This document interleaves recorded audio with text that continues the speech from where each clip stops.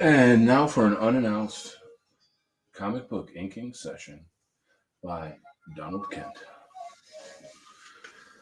I did shoot out some links to friends to join if they're free, but it's Sunday night. I'm off work. I don't have to work tomorrow. And I'm just going to do some artwork now. So here we go.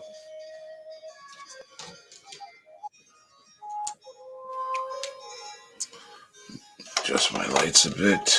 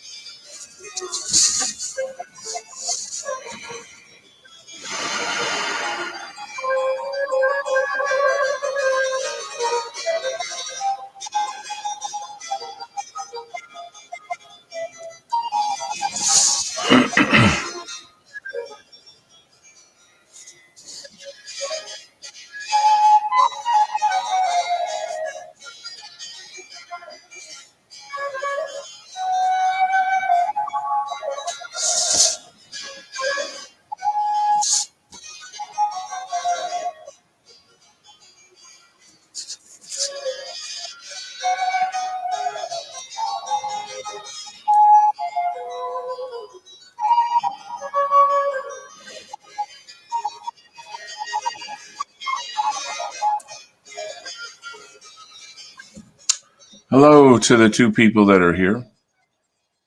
Maybe if you like, you can say hi in the chat. This is an impromptu art stream. Got off work and had a couple things to do, and then the feeling when you have a project or something that's important to you and you get bogged down in the stupid daily life adulting stuff, and time passes, and then you start to get angry because you can't get to that thing that you want to do. So that's kind of why I'm like, okay, I got to get out there and I got to get this moving again. And I've been penciling pages, so I haven't stopped progress, but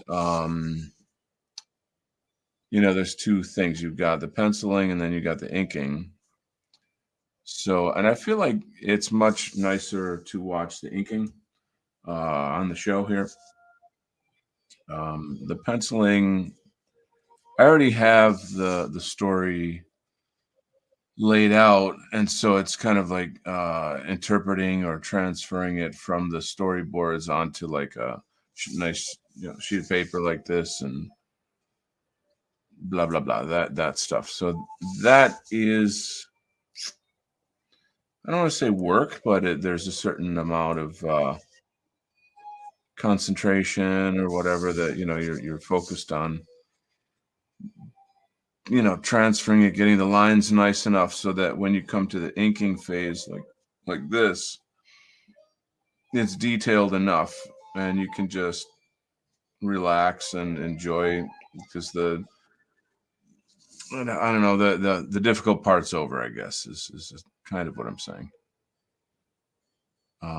Inking isn't easy, but it's enjoyable. You're not designing a page per se, you're filling in the parts that need to be filled in, like so. um, I don't know, there's just a certain joy to it. I always think of it like eating the dessert, like that's the kind of enjoyable part of comics, in my opinion.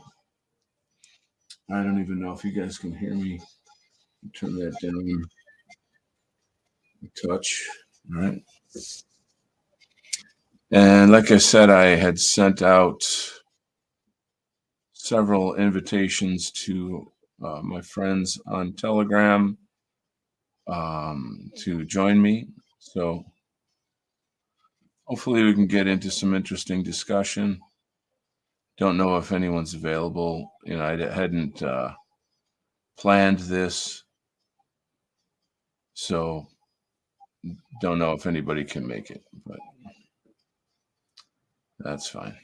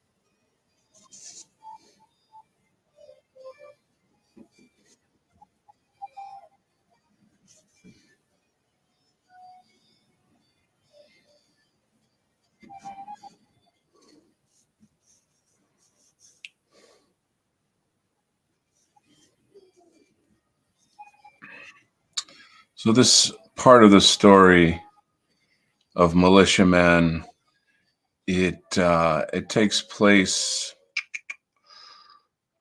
in the beginning, and it's showing a kind of a giant, something like a MAGA convention, like at a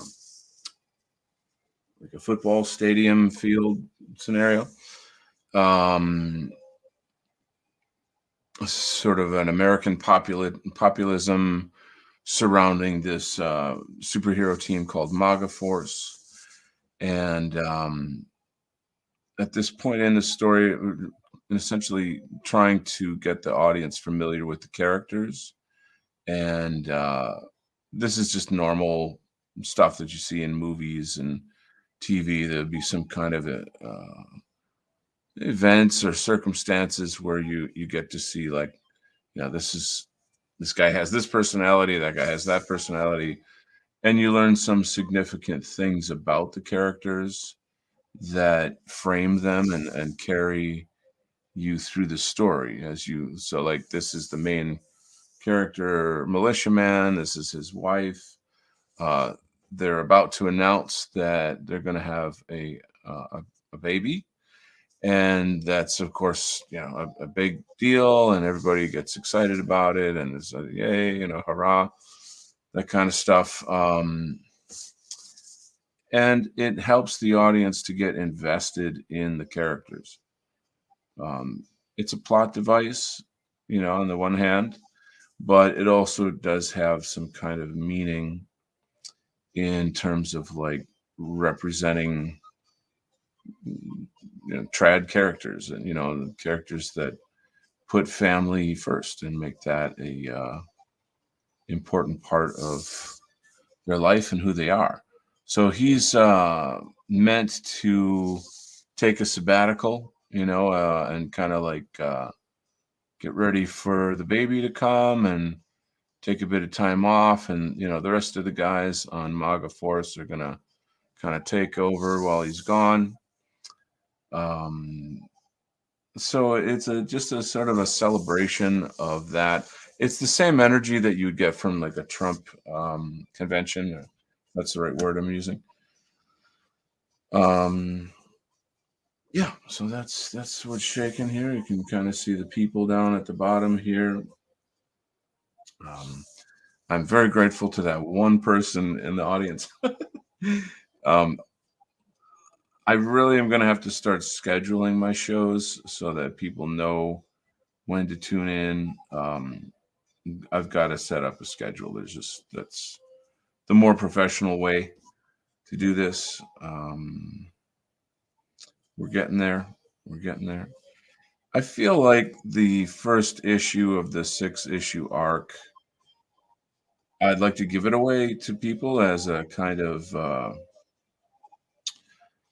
in a way, really, it's a kind of marketing, because you want people to know what is it that they're investing in, because I'll be running a crowdfunder, and you'd want to know what is it that I'm investing in. What do I get out of this? Um, and I feel like having the first issue free is a kind of a nice way to kick it off. Um, yeah.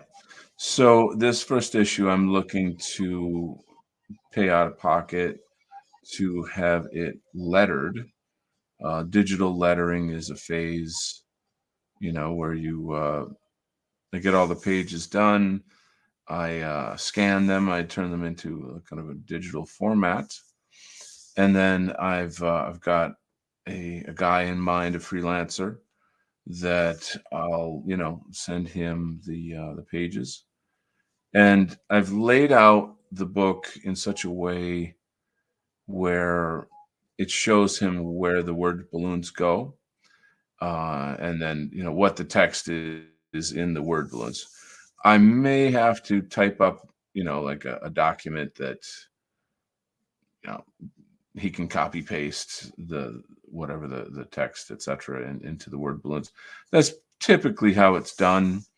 It's more work for me, um, But anyway, whatever. We'll see how that goes. But then once that's all off the ground and running, etc., that's when I'm really going to push this as a crowdfunder. And I need time to build up momentum, to kind of get my schedule in some sort of order where I know for sure I can do X, on this time or that time, and I can accomplish what needs to get accomplished. That's the hard part of this whole thing for me, is keeping a schedule, um, full-time job and all that. Like a lot of these guys out here that do comics crowdfunders, they're established, and or they're able to work it so that they can do comics like semi full-time, if not full-time. So they have like a wife that's a nurse or employed or something, or um in a case with writers, it's there's nowhere near the amount of time that a writer would put into a comic than a an artist would. Like this is extremely time laborious, is that a word? uh Time consuming and laborious, okay, we'll put it that way. So this is just the realities of the situation. Or unless I could marry like a trad wife that no, I'm not gonna go there anyway. So this is what's going on, and yeah, here you are, and there you go.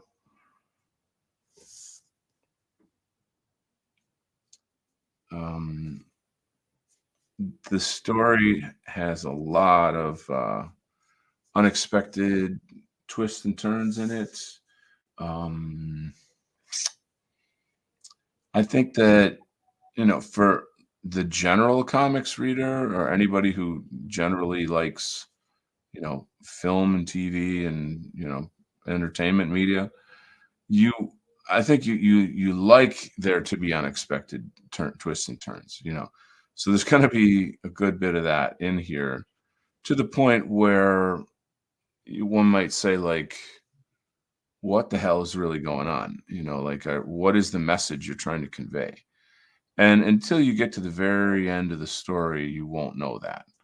um Things aren't really what they seem. They kind of start off in this, like, sort of normie MAGA, you know, I don't know what to call it, sort of populism culture, if you will, patriot populism culture. And then the plot thickens and the plot thickens and the plot thickens, and people who you thought you could trust, you cannot trust. A lot of the characters have to make really difficult moral decisions, kind of whose side they're on. Mm, there's infiltrators, of course. I think you might be able to fill in the blank there. It reflects reality the way that no TV show, Netflix series, movie does. For starters, yeah, we all already know we're living in, a woke entertainment nightmare. Like every single property out there has to be transformed into some kind of feminist, LGBT, anti-white champion. I'm sorry, I had a long day, and concentrating on drawing and talking isn't working well right now. But to champion the cause of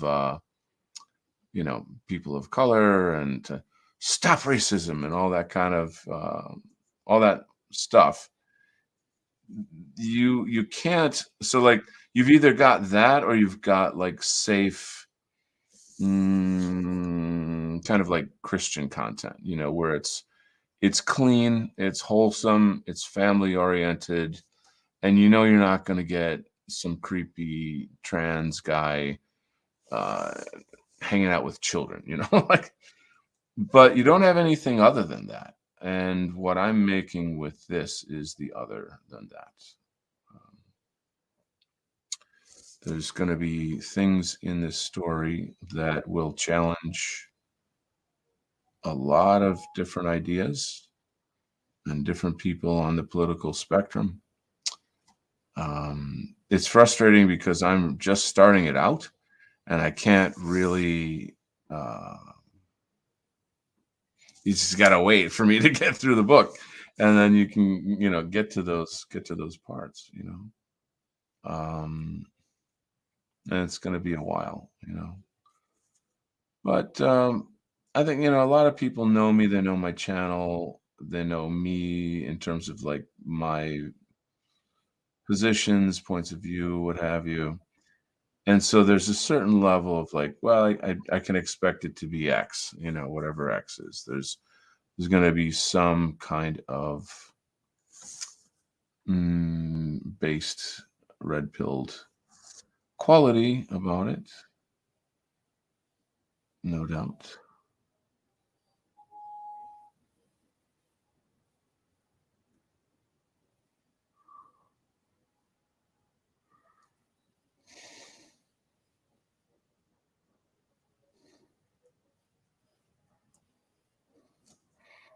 It's just frustrating to have to make everybody wait to the end. If you've ever seen like a really great movie and you just want to tell everybody what happens in the end, that's what I'm feeling like big time.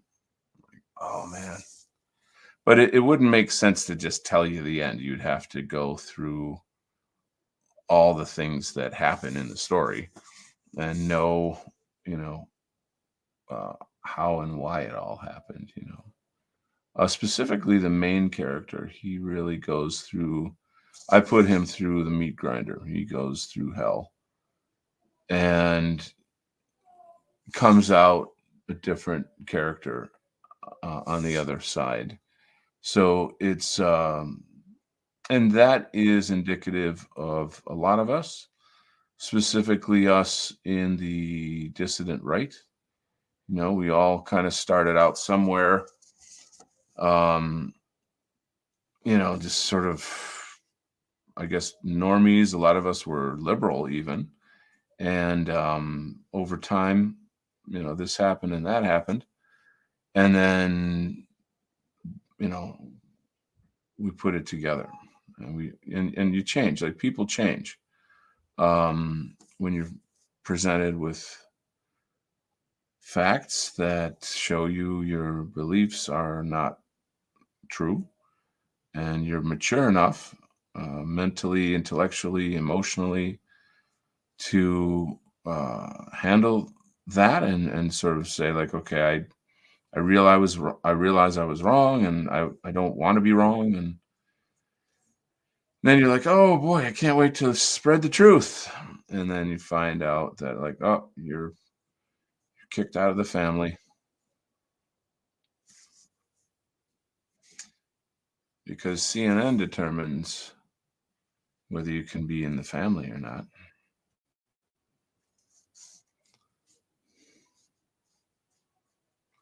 Facebook determines that, right? They determine the truth. I saw a really interesting clip. It's probably old, but I had never seen it before. And it was Mark Zuckerberg being interviewed. Interviewed is not the word, like questioned in some kind of mm, shit. I just not words are failing me today. Um, anyways, being interviewed by the government, and they're questioning him on what he's doing with Facebook, and they start off by asking him, would you be comfortable telling everyone today what hotel you stayed in last night? And he kind of chortles a little bit and he says, no, that's really nobody's business, and I don't want people to know where I am, for probably safety reasons or what have you. And then he goes on to ask things like, um, would you be comfortable sharing photos of your family with the panel today, and on this and that, da, da, da. And he was like, no, no, no, that's my private business. And then the government guy says, like, well, then why would you be sharing other people's information with the CIA or FBI or what have you? And the look on his face, it's really maddening to me how these these people, they just don't, their arrogance is beyond measurement. They just feel like, we run the world, we rule the world. you know we can do anything, we're protected, we don't have to answer to you, we know we're never going to go to jail for the things that we do. And then when you call them out and they look kind of like, huh, you're you know you mean you're making me have to see my own hypocrisy? It's just freaking sickening. But there's my little lecture. So my friend from Germany is here. English only very little, unfortunately. I wish I could speak German. But welcome uh, to another very, very chill art stream. All right, so it's interesting. I don't know if you guys would find this interesting, but so essentially, you've got two kinds of markers that you're working with. One is like a brush tip. I don't know how well you can see that. And then the other one is just more like a normal kind of marker.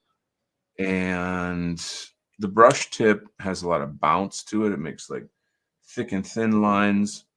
Whereas the sort of standard markers, they're just graphic. They are used for real hard edges. And if you're doing architecture or cars or various types of things like that, then you're going to want to use this. I'm hoping that comes out. That's not quite right. Let's see. So you have to jump back and forth with one and the other.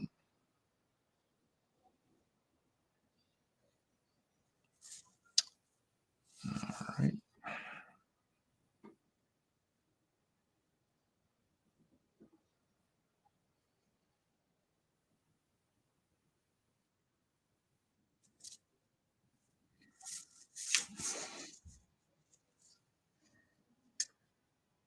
All right.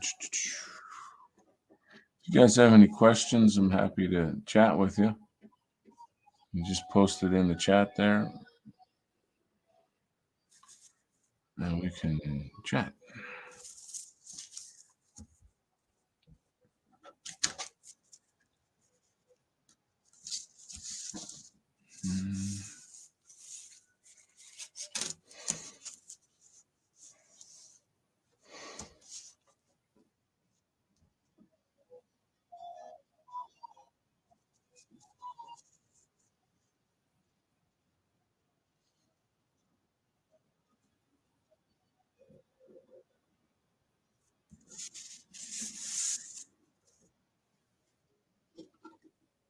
So, like, this guy's got a helmet. I'm not going to freestyle that with a brush. The old guys, the old masters, they could do stuff like that. They were very, very proficient. I don't know if that was just what was expected of them, or what, but I've learned by experience that it'll muss it up. It'll look like crap if I do that. You know, Organic things have to have that brushy, bouncy line, that kind of sketchy line, if you will. All right. And it's very subtle. There's a huge amount of nuances. This marker is a little on the thick side, even though it's super tiny. But I need like a hair thin, like a very, very, very, very, very thin. It's way too fat. Um, because like when you're getting like highly nuanced areas, you gotta have like super thin markers. So like how I learned originally was through brush and crow quill. So a crow quill, for those of you who don't know, is that kind of pen that it looks like, when you see old movies and you see people have like kind of like a feather pen that they sign things with and stuff like that kind of. It's something along those lines, only there's no feather on it. Um, but the tip of it, I guess you could say, looks like a crow's beak or something like that. And I think I'm gonna style this part. Um, you dip it in ink, and that's it. That's how blah blah blah. That's how you work. So in a way, it's like a brush in that you're constantly dipping it in ink, um, and then it'll run out of ink, right? And then you're kind of going back and forth, back and forth.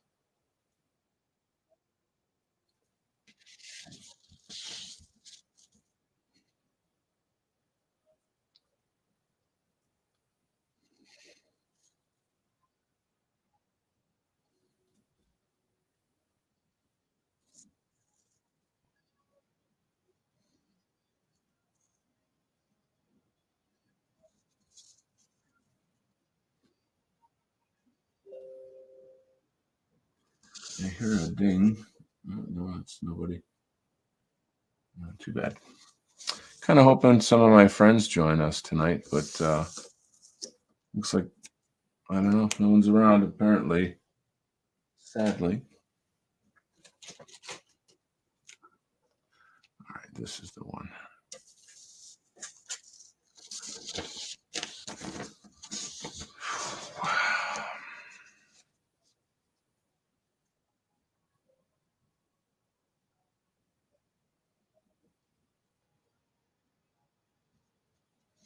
How's everything in Germany?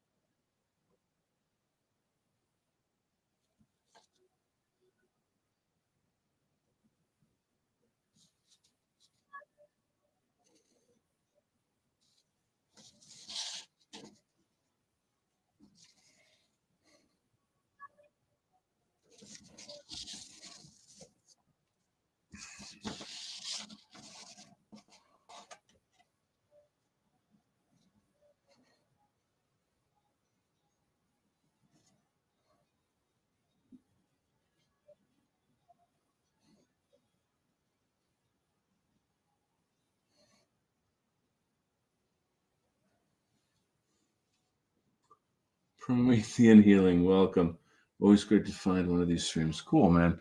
Um, yeah, I just let you know I invited a bunch of friends on Telegram, but nobody showed up, sadly. So I guess it's just boring old me just talking to myself. No, just trying to make it somewhat entertaining, talking a little bit about the work, you know.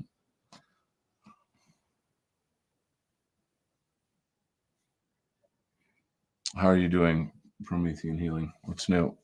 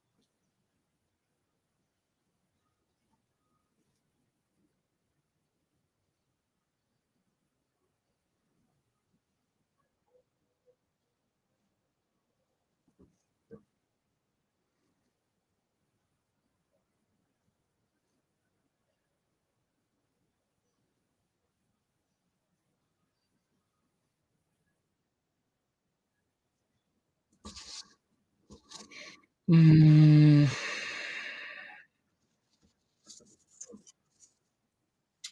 I'm just thinking more about how into lines of work that I'm passionate about. I'd like to have a few streams of income too. Yes. I feel like in this world, you have to have a couple streams of income. I just recently locked in a really cool gig, essentially just a side gig, like a weekend kind of a thing. And I know I'm going to make some good money from it. And I know that it's going to lead to even more work. So, in whatever it is that you find that you can do, go for it, man. That'd be great.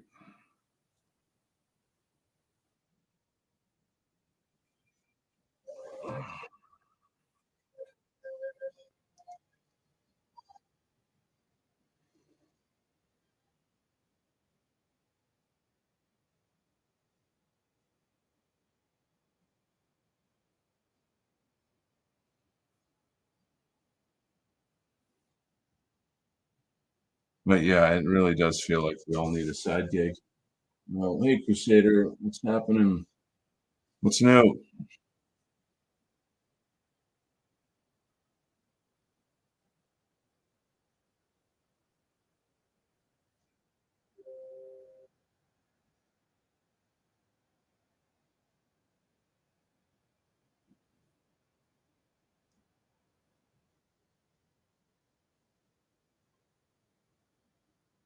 Hmm. This is the kind of not fun part. When you're drawing people really, really far away, they have to be, what's the word? Like, you can't really add a lot of detail. Um, the human eye doesn't operate that way. Things that are far away are harder to see, right? So there's a certain amount of selective editing that goes on, you know. But at the same time, it's harder to draw things convincingly because you're relying just on this pretty much this almost like the silhouette of something, just the kind of the outline shape of it.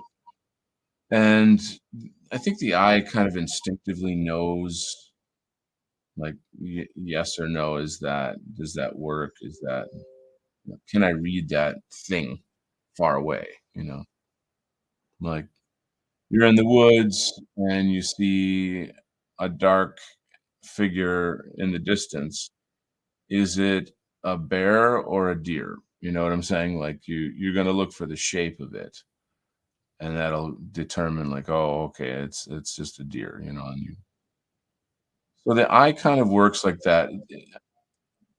Doing art in general and comics specifically, there's just huge amounts of this kind of stuff that you have to kind of take into consideration. Um, how does this read? There's all these different interesting elements to what we do. Um, but I'm not really in lecture mode right now, so I'm not going to go down that path.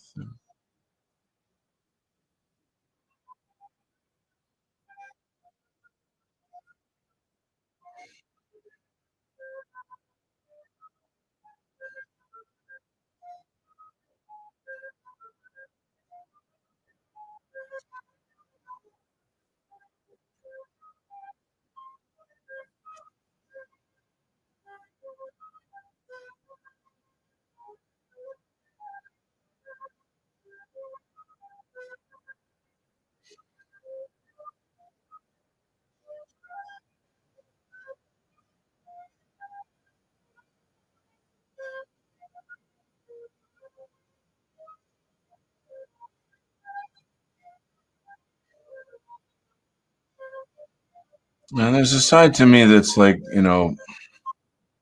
I would love it if my work were very, very realistic.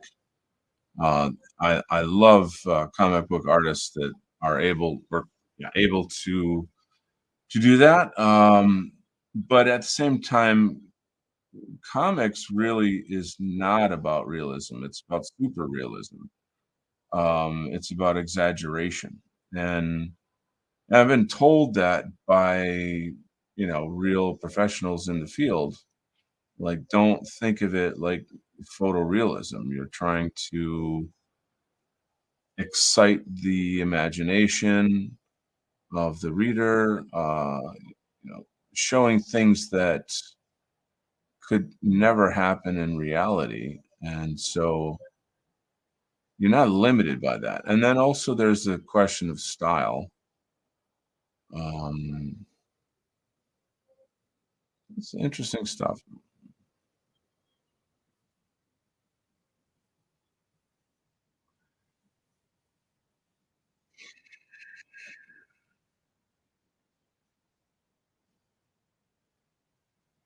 So I'm always conflicted with uh, these shows that I do. I feel like on the one hand, I really have to be concentrating on the work. But on the other hand, I feel like I'm rude not talking to you guys. Let's see what you have to say. How does this Sunday's Eve bring you to us?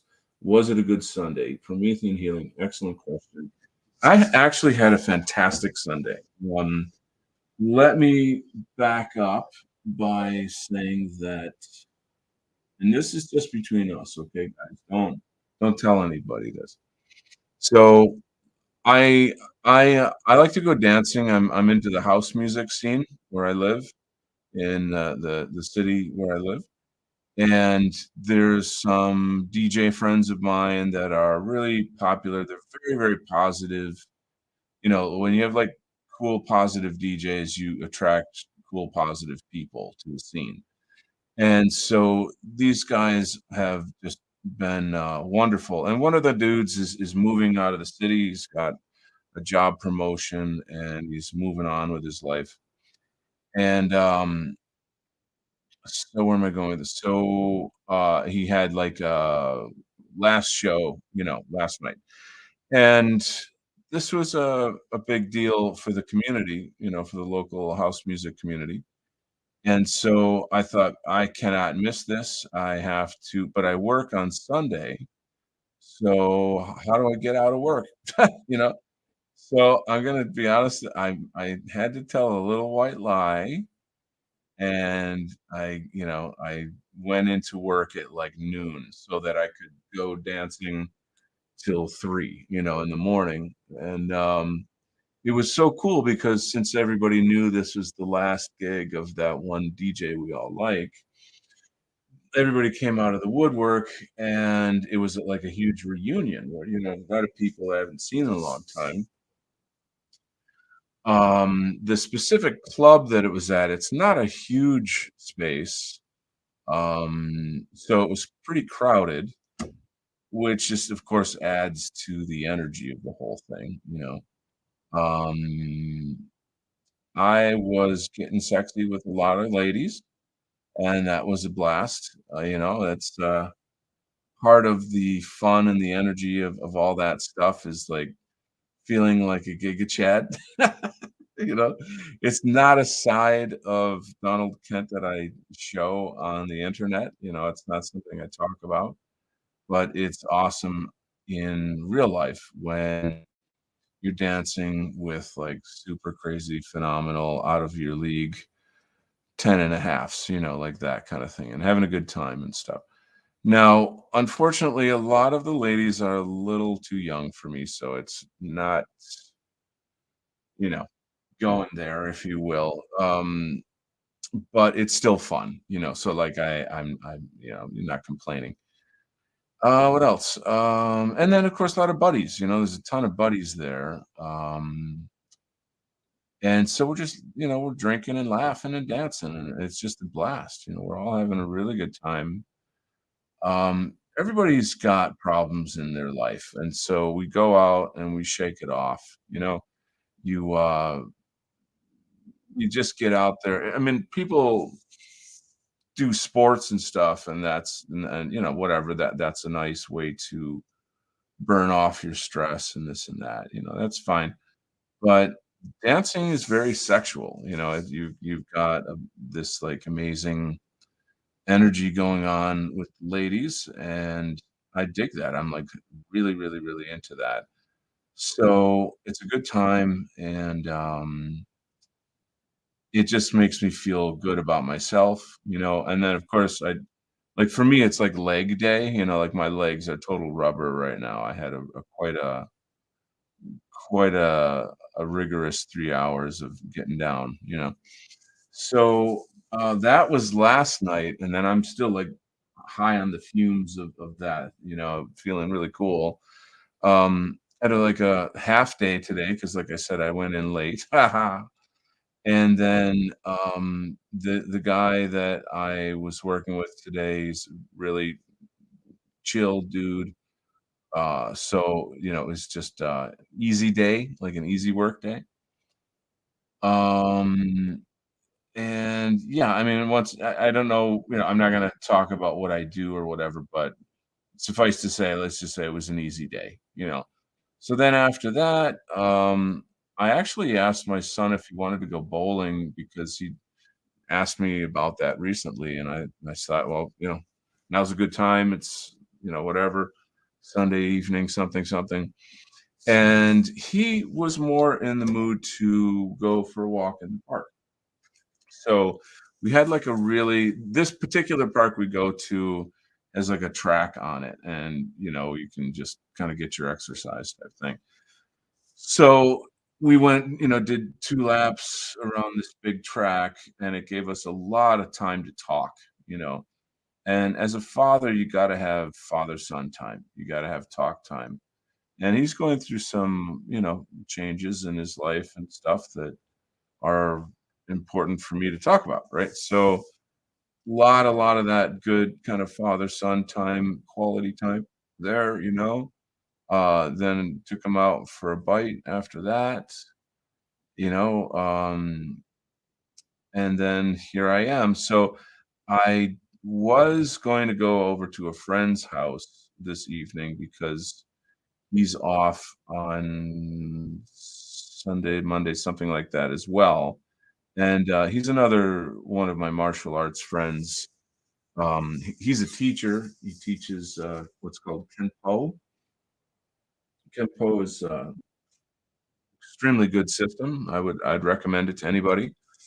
Um, and, like, we started doing a little bit of sparring last week, and so, blah, blah, blah, I got back into that, and that was freaking awesome. But anyway, I'm jumbling all these things together. What else? What else? Well, yeah, anyway, things are fine. So, it's just great to be here with you guys. I know there's just not a lot of folks here, and I was really hoping some of my friends would jump on and join me. So what else we have here in the comments section? Let's take a look. Crusader 2 out is the evening. Yes, it was good. Oh, you guys are talking to each other, not me. I should have just shut up. Yeah. Anyway, there's your answer. Fairly typical. Definitely something. You were on. You were on Donald time. There you go. I'm on Donald. Definitely these days it's harder ever for young guys and girls. Yeah, yeah. I mean, it's like I'm not looking for love on the club scene. It's not, quite that. It's fun. I mean, I don't cancel out that, I could possibly meet somebody or something could actually happen. Um, and I'll be honest, I had that approach in the past, Um, I mean, dude, if you saw these ladies, they're freaking off the charts fine. So it's hard not to. Anyway, you live and you learn. So there you go. And now I'm back to normal. Hey, CG is here. CG, I left you a link in Telegram if you'd like to join me in the chat. Well, so that's what's. happening. But yeah, so the house music scene is interesting. It's it's not, the white positive spirit, it's not that. It's obviously gonna have a lot of, you know, diversity and, blah, blah, blah, everything that you might expect in that scene. But this particular and there's different scenes where I live. Like, there's one that's way more gay and shit, and I'm not going to that, that's not my scene. So I don't go there. Um, and what else? Yeah, it's just fun, man. I mean, I feel like you gotta have some fun, and I like to flirt, I like to dance and get into that whole thing. So, it is what it is. And now you know. I didn't see the link. Okay, hold on. Let me double check and see if I get my buddy in here with us. Give me just a moment. Talk to my friend in here. Ah, I didn't send it to him. Okay, take two. And then CG can get us caught up on events on his show. He's got a really, really cool show. So mostly sort of, well, I'll let him talk about it. Here.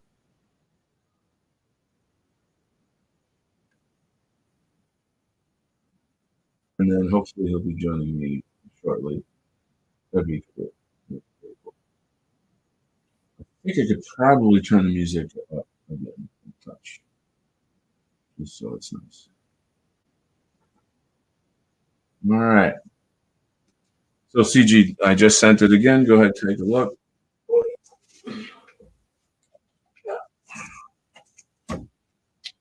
Mm.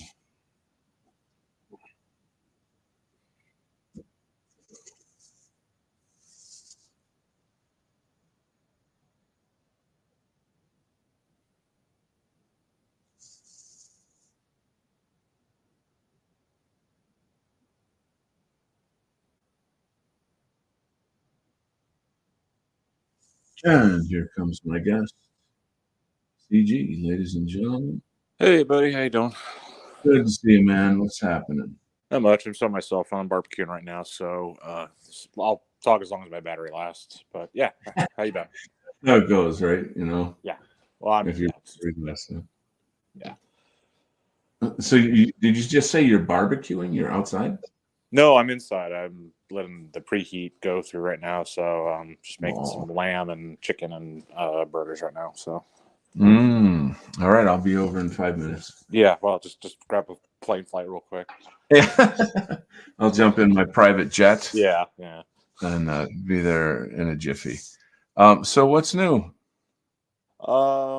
Personally, politically, I mean, you want to talk about all the disaster that's going on in the scene? I mean, yeah, I know. It's funny. I mean, I talk about that like quite a lot, obviously, with my friends and stuff. And I mean, there's a lot of different things happening. A lot of times we try to think we'll look at whatever's going on, like say what's happening in say the national NJP, and like there's some drama going down over there, which is really sad, disappointing. But also like it's part of life, and it's a thing that happens, and then try to think through or talk through like as a movement, it seems like we should have higher standards and people should not backstab or blah blah blah blah, all these different things. And then what I came up with was the idea of having a show on the topic of ego, because from my perspective, I feel as if ego gets the worst of us, that there's these kind of cycles where somebody is, you know, I don't know, really influential and popular, and then, you know, they build a following, and then, you know, they get bigger and bigger, you know, and before you know it, like something goes down. And a lot of times in my perspective, it's a cycle, and I see ego at the root of it. Um, I don't know what to say. I mean, that's just one thing. So I'm actually working on setting up a show to talk about that and how it plays a role in what we do, and have it's like a pros and cons type show, you know, where I'll be kind of taking the position, and this isn't 100% my personal belief, but just to make the show interesting, to take the position that we should be more modest and humble, and, you know, put the movement first and not have all these kind of ego battles and da da da da da. And let's see where that goes. But I think it's going to be an interesting show, though. I'll put it that way.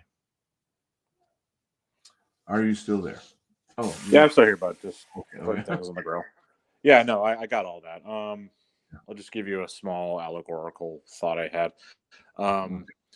I've been in this movement for over 2 decades at this point, and I've seen a lot of people come and go. To be honest, I mean, a lot of them stick around, but you know, they waxes and wanes like the moon, as they say. And yeah, we really got enough time. Yeah, how to put it, like, I think it's a problem of small people with small amounts of influence, and once they get a little bit of influence, they think they can move the world, which is a noble sentiment in the naivety of it, but once cynical, how to put it, the cynical view of money making and people are expendable enters the picture. I think that's when people change, and their messages change and their tone changes toward their loyalists. I think that's really applicable to the NJP nowadays. The tone toward their own people is very condescending, belittling, and just not loyal, because it's a reciprocal relationship when you have loyalty toward people that, you know, scrap around to donate $500 a month to somebody, or however much it is, right? Right.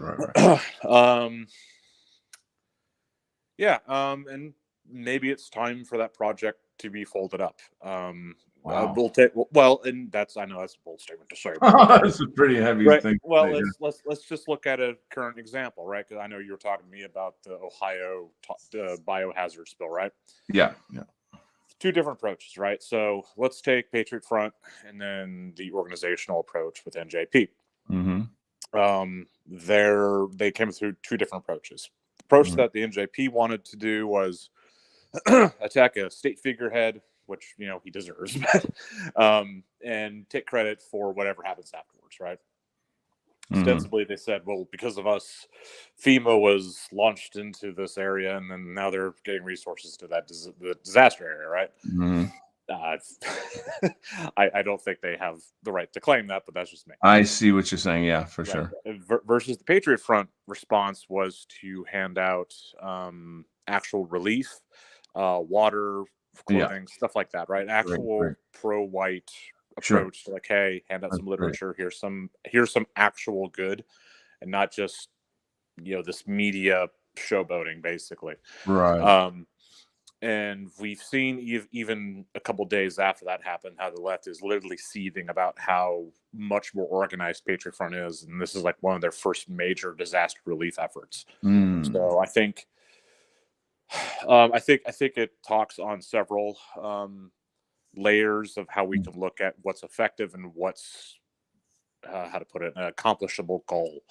I think the organizational model of something like the NJP is very much antiquated. It screams of the old National Alliance model with dues and member lists and stuff like that, which I found kind of surprising that Warren Balog would be a person like that after he was part of the National Alliance, and we all know how that ended. Another take away from Warren. No, he's actually one of the few guys I actually Let me interrupt you for a quick second here and welcome my friend Flash. How you doing, Flash? Chardonnay.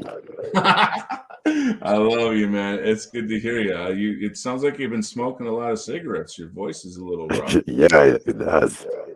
I've been on a flash course. I like it. So, Can you sing some Rammstein right now? Can you say Fire Fry? I don't know any more Rammstein, sorry. actually, well.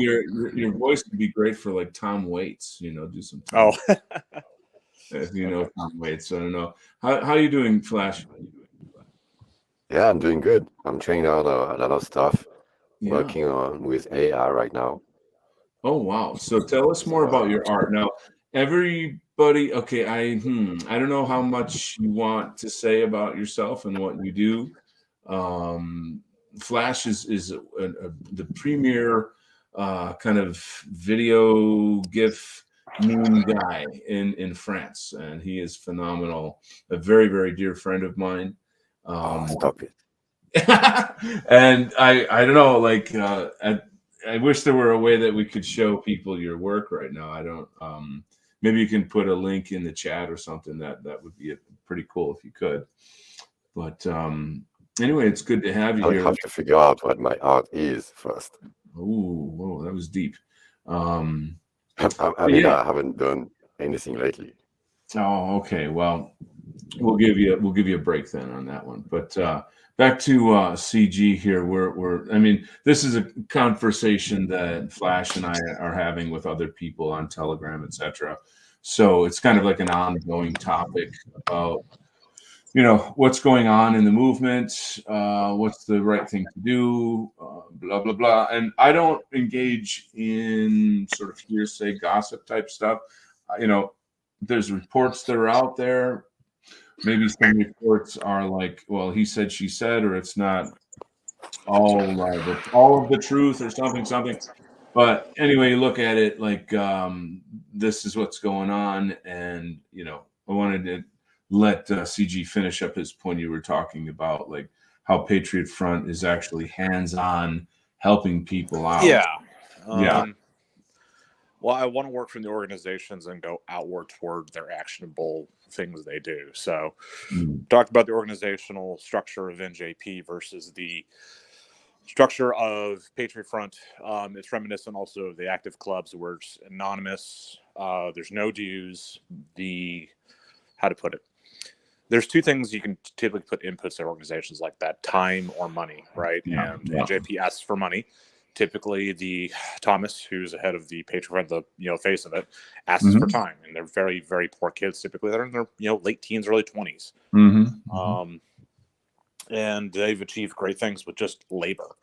I think that's something that we need to learn from, because we don't have any rich benefactors, whereas NJP does in some cases. But again, we've seen the gardening of real world effect and attention that's positive from anonymous labor intensive activity. I think the same thing with the active clubs, but on a much more local level. Those are much more smaller cells versus a nationwide group. So I think that's the next conversation people need to have, is how we're going to organize going forward. I advocate, obviously, for the anonymous cellular network, as odd as that sounds, but the small cells with affinity groups, people that you trust, and we've all been in this thing for at least 6 years now, for most of us, right? Most people came on board around 2016, some older. There's new people coming on all the time. I think we need to figure out how we can best allocate our resources, in this case labor, not money, toward what we can achieve our goals to be. So this is fun. I mean, I as always, I see everything as a spectrum. And I mean, even though there's no sort of official connection between, say, NJP and Patriot Front, they're fighting the same war. You know what I mean? And a lot of times it has a lot to do with public perception as well. Like, what is the media saying about it? What are normies saying about it? Et cetera, et cetera. There's Mother Jones magazine. It's a very liberal human rights magazine. They're I don't know if it's this month or last month, but it's the cover of the magazine is specifically saying, watch out, protect your sons because the fascists are coming after them. And then it's essentially acknowledging the rise of fascism among young white men. And I was thrilled when I saw that. I was like, yes, this is movement. It's a good thing. Of course, they're just communists and liars, and they hate us and blah blah blah. So like, we don't have to worry about hurting their feelings or whatever, But I was making an argument for that, but yeah, it's just a big mess of like moving pieces. You've got this and that and that and this and that and that, and every day the battlefield is changing, and there's victories and failures, and I guess I don't know where we are on that, if such a thing could actually be measured. Let's get Flash's thoughts on these. Yeah. I'll step out for a minute. I'll listen though, but I just need to take care of a few things. Go do your thing. Yeah. Oh yeah, I'll still be in chat. All right, Flash. Bonjour, mon ami. Ça va? How's my Sorry, French? I was trying to figure out how to unmute myself. Oh, that's the worst. You're like, I can't unmute myself. Any thoughts? Yeah. What I noticed, you were talking about the Mother Jones cover. Yes. And they specifically address fascists. Mm-hmm. And I noticed something. Fascist. It comes from the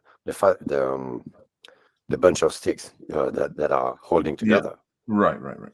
The main ingredient is people standing together. Yes. But the thing is, we don't see that with today's fascists.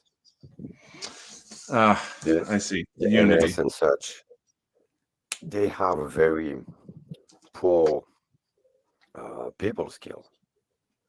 They are not good at organizing, at grouping, standing together, and generally forming efficient groups. And that is exactly what you would expect from this 1930s German party. You would expect great organizational skills, efficiency, but that's not what we see.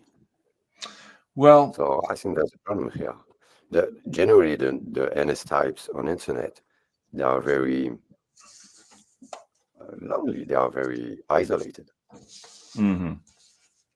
That goes against the very idea of a group standing together. It's, I think, hard to measure for starters. I don't disagree with you. I think that there's kind of like exceptions and that kind of thing.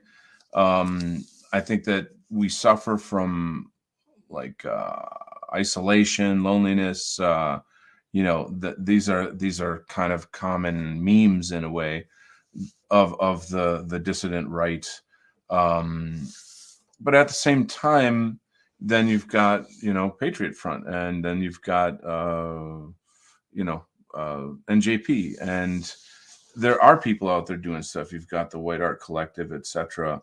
I don't like the White Art Collective at the moment. Doesn't seem to be really out there like it was in the past couple of years, but it still exists, and we're still communicating and working with each other.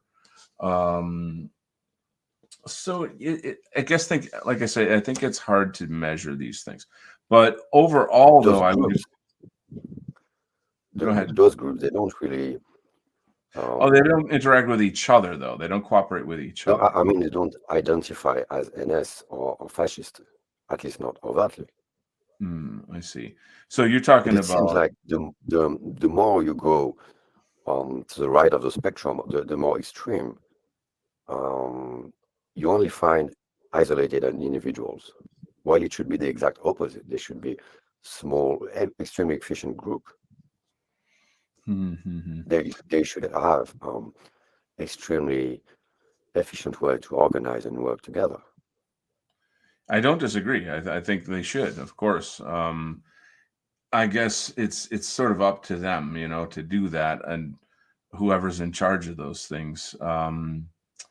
I always feel like there's always room to grow. Like we're not perfect. I have lots of No. ideas. I've got lots of ideas about what we could be doing.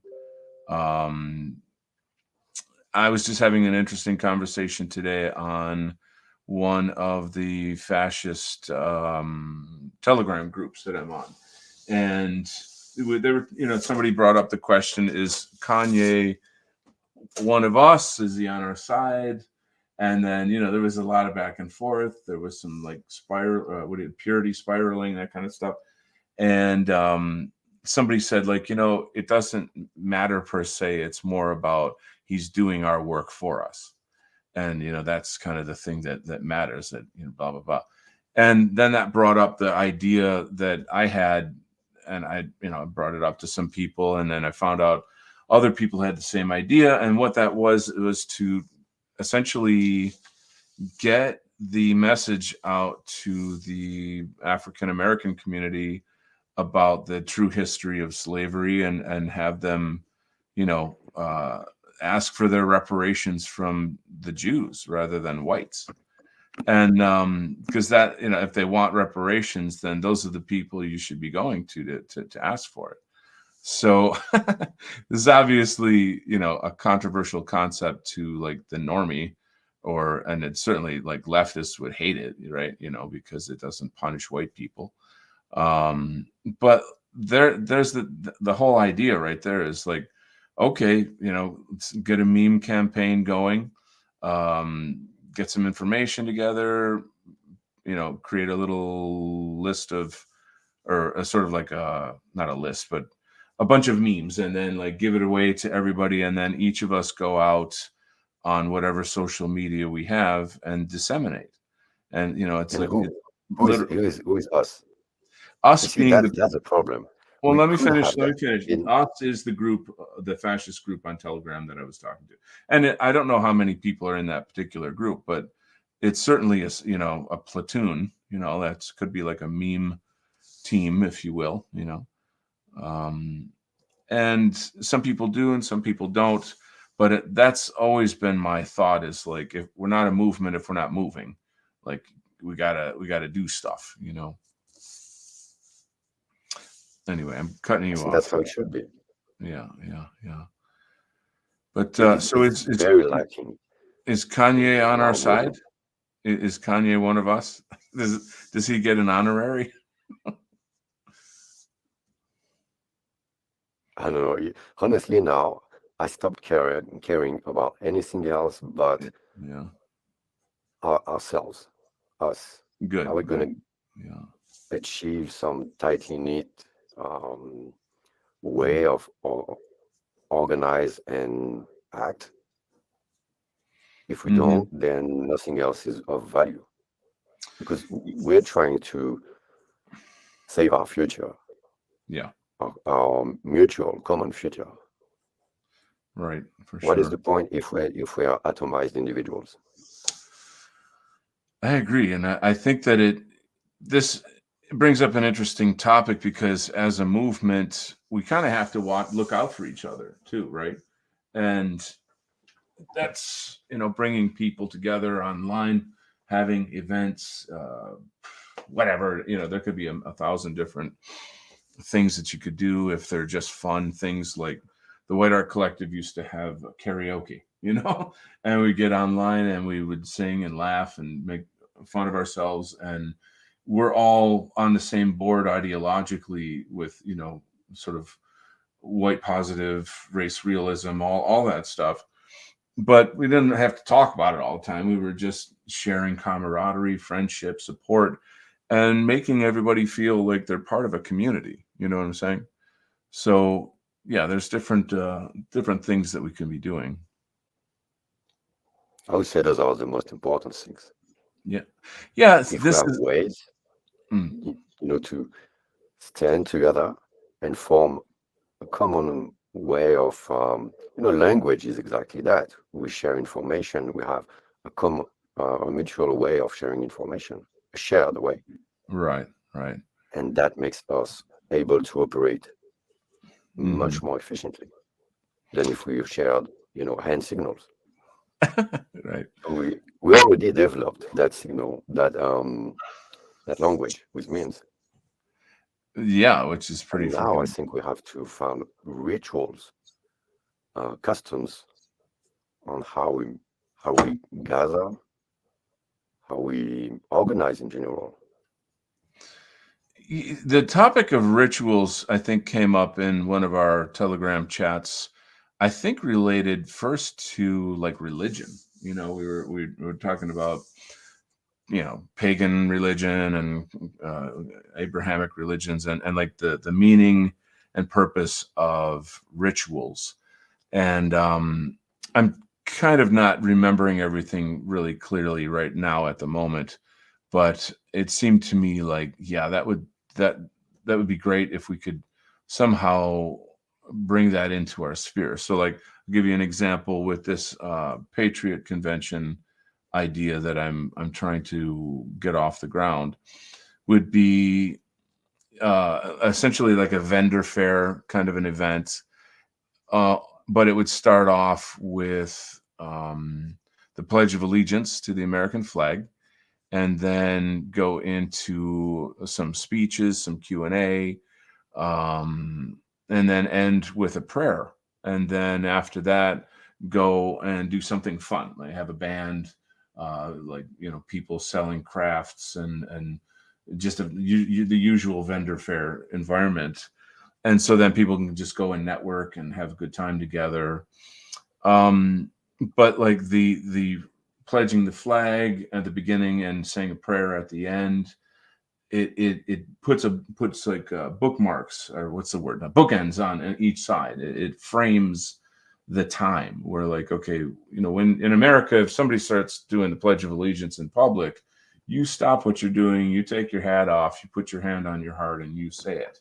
It's a kind of an instinct. Now, younger generation people might not do that or be that way, but I think as the older you get, people just kind of, they click right into that. It's an instinct of some kind. It's almost like programming. So you start like that, and mentally everybody is like in a kind of a nationalist mood, I guess, or attitude, if you will. And then you have a speaker, and in our case, we would want our speakers. But like, if this were just for normies, it would have to be something else. I don't know how that is going to play out with this concept, but and then again, a prayer at the end. I think that actually is the key, bringing in prayer into what we do. It's a long time ago, I kind of brought this up, and I was like, why don't we have like prayer groups where we set aside time to be like, let's pray for X, and everybody in your own time and in your own way, do those prayers on that day. Like right now, I think prayers for Ohio, Palestine, Ohio, prayers for those people. It could be prayers for even our politicians who are shit, if somehow or other, or maybe the politicians that are actually trying to do something good, like whoever they are, if they are. You see what I'm saying? I mean, I'm just musing here. What do you think?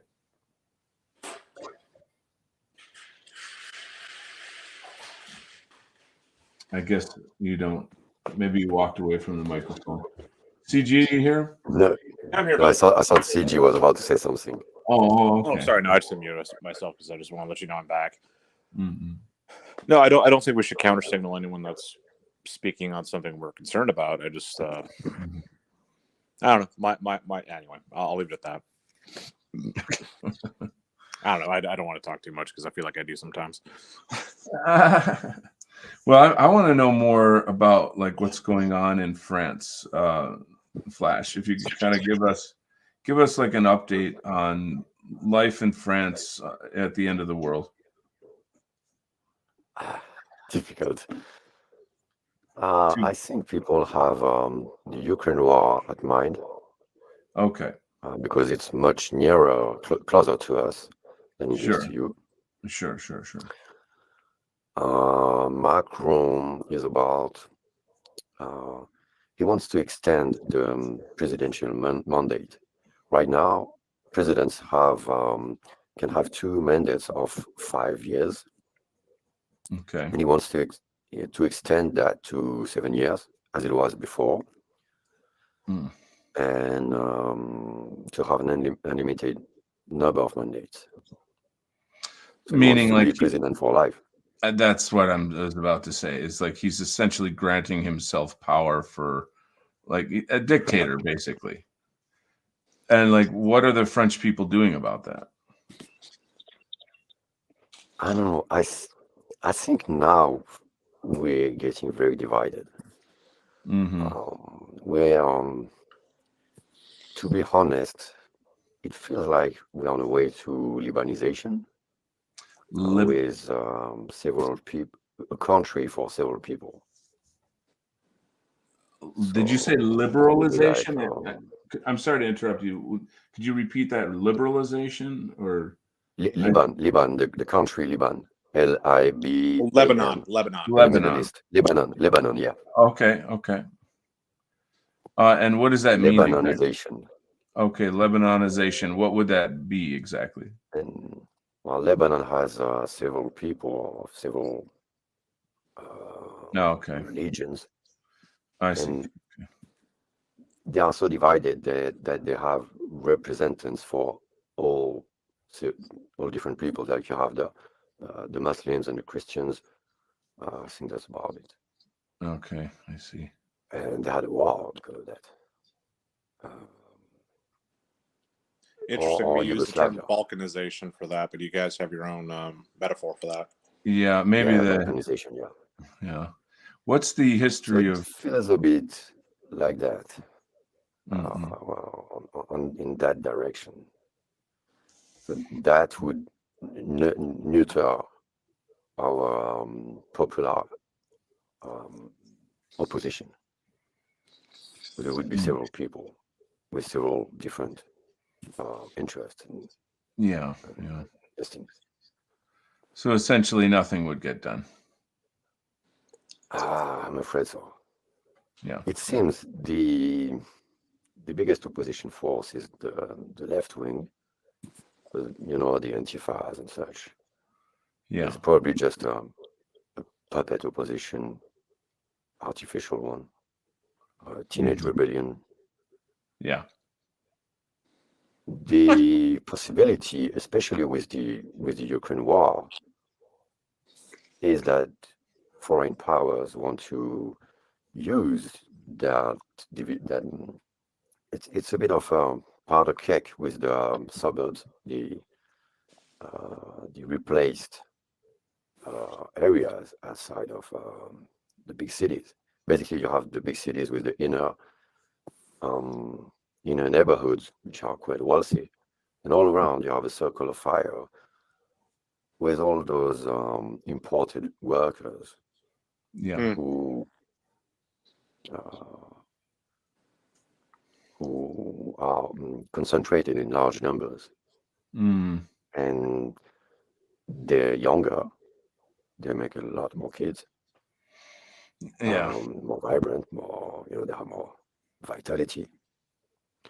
They are poor, therefore there are crime. There are crime networks. Mm. There's a lot of weapons. Wow. French people don't really have weapons outside of hunters. I was gonna say, like, I And, mean, when you say weapons, do you mean knives and that kind of shit, or no, actual guns? 2 years ago there was a Yeah. conflict between I think it was gypsies Yeah. and North Africans. Okay. I thought it was Kurds in the north. Anyway. Yeah, something like that. And the North Africans, they pulled out guns. They had fresh M16 or AR-15s. Wow. Fresh assault rifles straight from the straight from the crate, and I had Mhm. lots of them. I had people in the I didn't streets get that.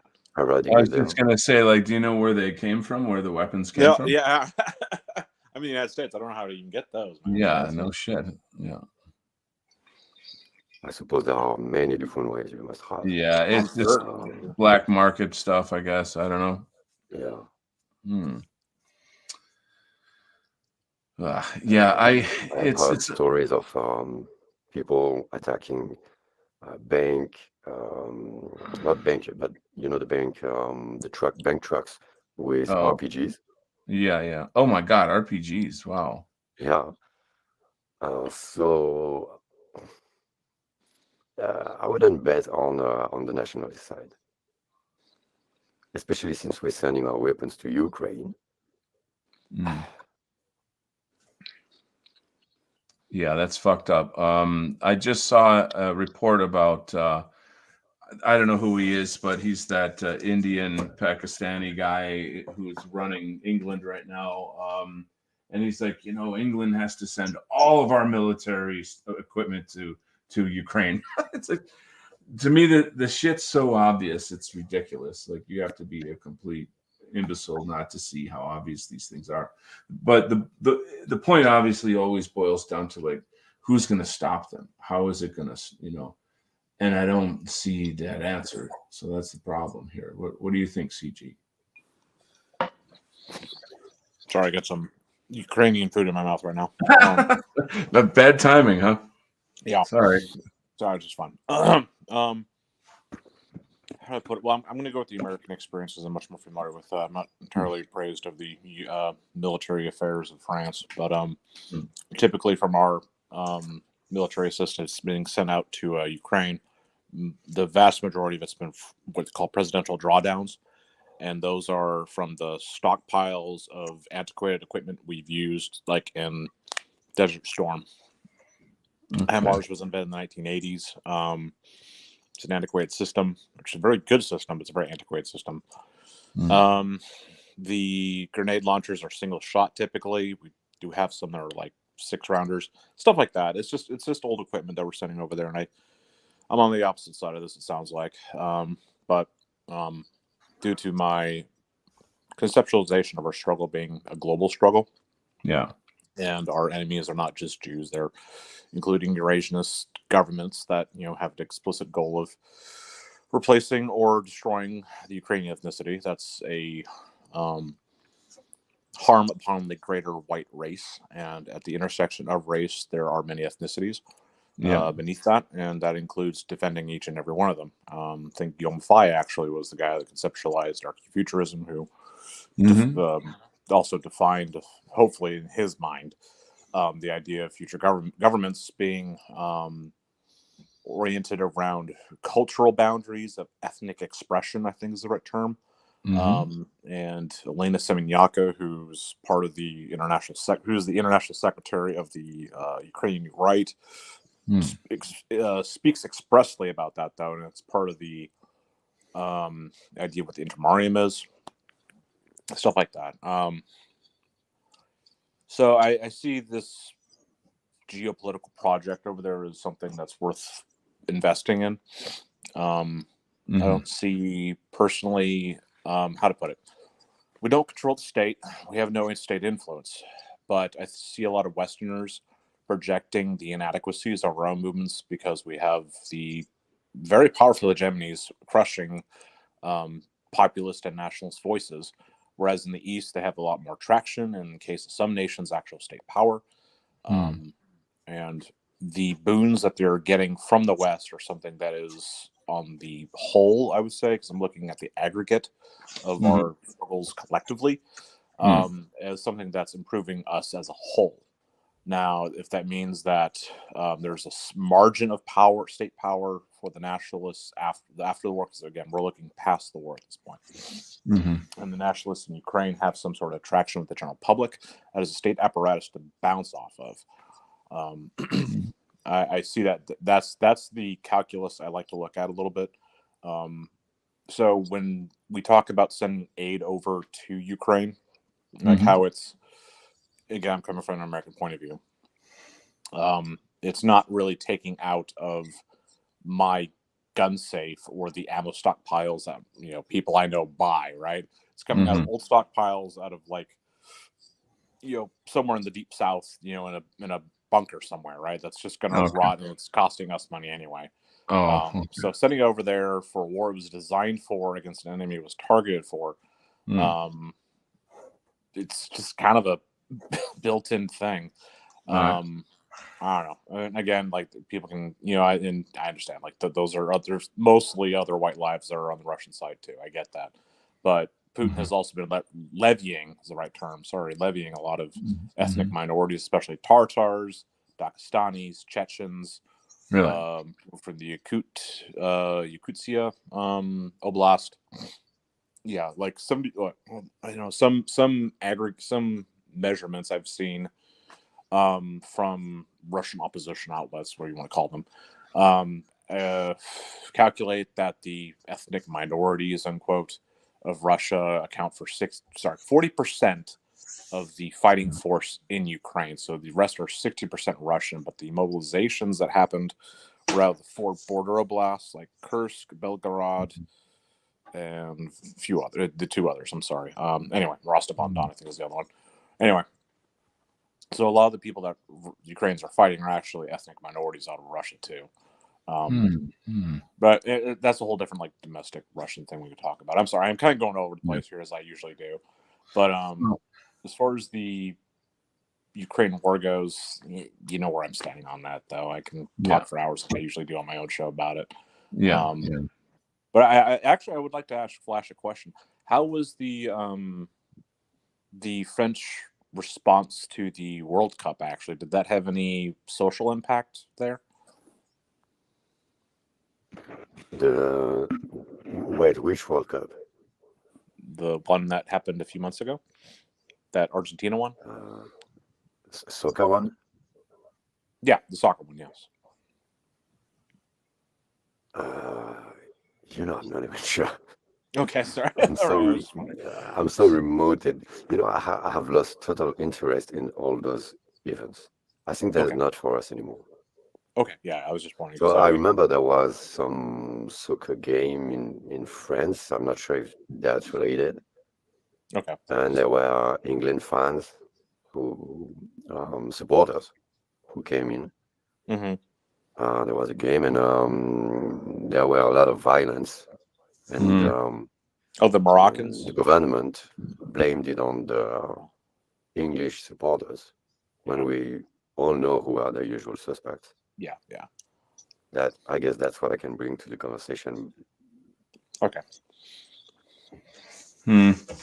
Yeah, it's sports right now is so cucked and so degenerate. We had the Super Bowl in America, which is a major event. Yeah. I don't watch. I mean, I've never really been a big sports fan anyway, but I stopped watching a lot of that stuff years ago, as not because, of course, the halftime of entertainment, but it just. It's so obvious that like they're replacing all the whites. They just all these teams are like, and I get really angry at Americans for like, cheering on all these black millionaires running around a field throwing a ball around while our country is going to shit. And it disgusts me that all of our, I think sports, and that this is obviously a debate. Somebody could debate me on this. But I would say that sports exist in some ways, like let's say this: the sports industry, not sports itself, but the industry of sports, it exists in many ways to redirect our nationalism down a dead end. Right. So the way you frame that, I'll play devil's advocate here. The way you frame that is the industry is absolutely correct, and that brings that argument into your wellhouse, where it is an explicit state institution, because the way I figure it out is that football example, right? You have high schools, colleges, and then stadiums that are all built by municipalities. Whether it's built by bonds out of the local city, county, and then you have tuition paying for the college stadiums and all the programs there, right? Mhm. And then up to the professional level, the local, again, municipalities at a very large metropolitan level leverage bonds to levy that tax out of the population, and then the owners might pay, a pittance of like 25 to 40% at most. They never pay the Mhm. majority of that damn thing. Yeah. So people pay to have a sports team in their own city, and by just that contrast, there you have a three-tiered system there, and Mhm. that makes it a state institution at that point. And Wow. well, correct me if I'm wrong. I mean, Yeah. if you have tax input at all levels, that the majority of control at all three levels, that's a state institution, whether it's Yeah. county, state, or metropolitan. Okay. So when you look at it that way, yeah, it's entirely an industry subsidized by the state for the people to consume. And then Mhm. you have profiteers, typically Jewish owners, Yeah. that Yeah. profit off of that, though. So that's another industry that they profit off of. Mm. I would say Sorry, sport. Go ahead. yeah, now I remember what you, I went and I did a little bit of introspection, and I can tell you, I can give you a little information from the ground. Yeah, please. So you are talking about the Qatar World Cup. Yes, sir. Yeah, so it was big. It was big. It was huge. Football in France is huge. Um, and people mostly cheered for Morocco in the finals. And there were, everybody was aware that whatever the outcome, there would be riots, there would be a lot of damages. Mhm. And it happened. Yeah. We had people doing a lot of ruckus on the Champs-Élysées, the big avenue in Paris. Yeah. Violence, destruction, Mhm. not too much, but it was expected, and it's like people accepted it. Mm. It's fait accompli. That's how it is now. Yes. That's one of the best ways I've ever heard that used from any speaker. You're obviously French, so that's well used. But yeah, the fait accompli is misused in American letters, English speakers so badly though sometimes. But yeah, absolutely. Yeah, it's tough stuff. I don't know. I mean, it doesn't make any sense to me that whites would cheer on, these black teams that are supposedly representing their countries. I'd be, mortified. I even in America where it's not like, it's state by state, right? Or no, rather city by city. Whatever you got, Kansas City Chiefs and New York Jets and da da da da. So, but it's just the gradual replacement of whites in the sport that's so plainly obvious, and it's everywhere. I don't know. It almost really brings up the question of like, why are whites quiet about this? Like, why? Can I segue into a point here? Actually, Yeah. You can go ahead. Okay, Yeah. so yeah, you're right about the sports industry. The counterpoint to that, though, is you look at, and I'm going to tie into the other conversation we had about organization, right? With the active clubs, it's a lack of a better term, a gym bro sort of thing, right? Okay. If you look at the Greeks, they considered, hell, even the Romans really, considered sports to be part of martial training to serve the polity. Yeah. And that's how we should probably frame our sport activity on a cultural level now, again at the cellular level. Mhm. And for that to metastasize into something larger, that would require refined discipline, organization, hierarchies, eventually, stuff like that. Specialization also. But Mhm. at the core of it, though, the concept that sport equals fitness, prowess, professionalism, and aesthetics also Yeah. is something that should be expounded upon, I think, from our point of view. And from that Mhm. point, you could actually start changing the culture at a certain point, because if people are looking better, being more professional without Mhm. having any financial incentive to do it, then I think most white people kind of view that as a boon, right? Yeah. This person is so wealthy in health and beauty and Mm. friends and, that manner bun sort of thing. Mhm. I think people will be attracted to that. So I think that's an approach to maybe look at. Mm. I don't know. That I'll toss it back to you guys for thought.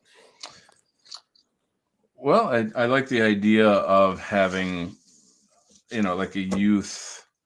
I don't want to say Hitler Youth, but like some kind of a youth program that, ties nationalism, race realism, and these aspects of sports together.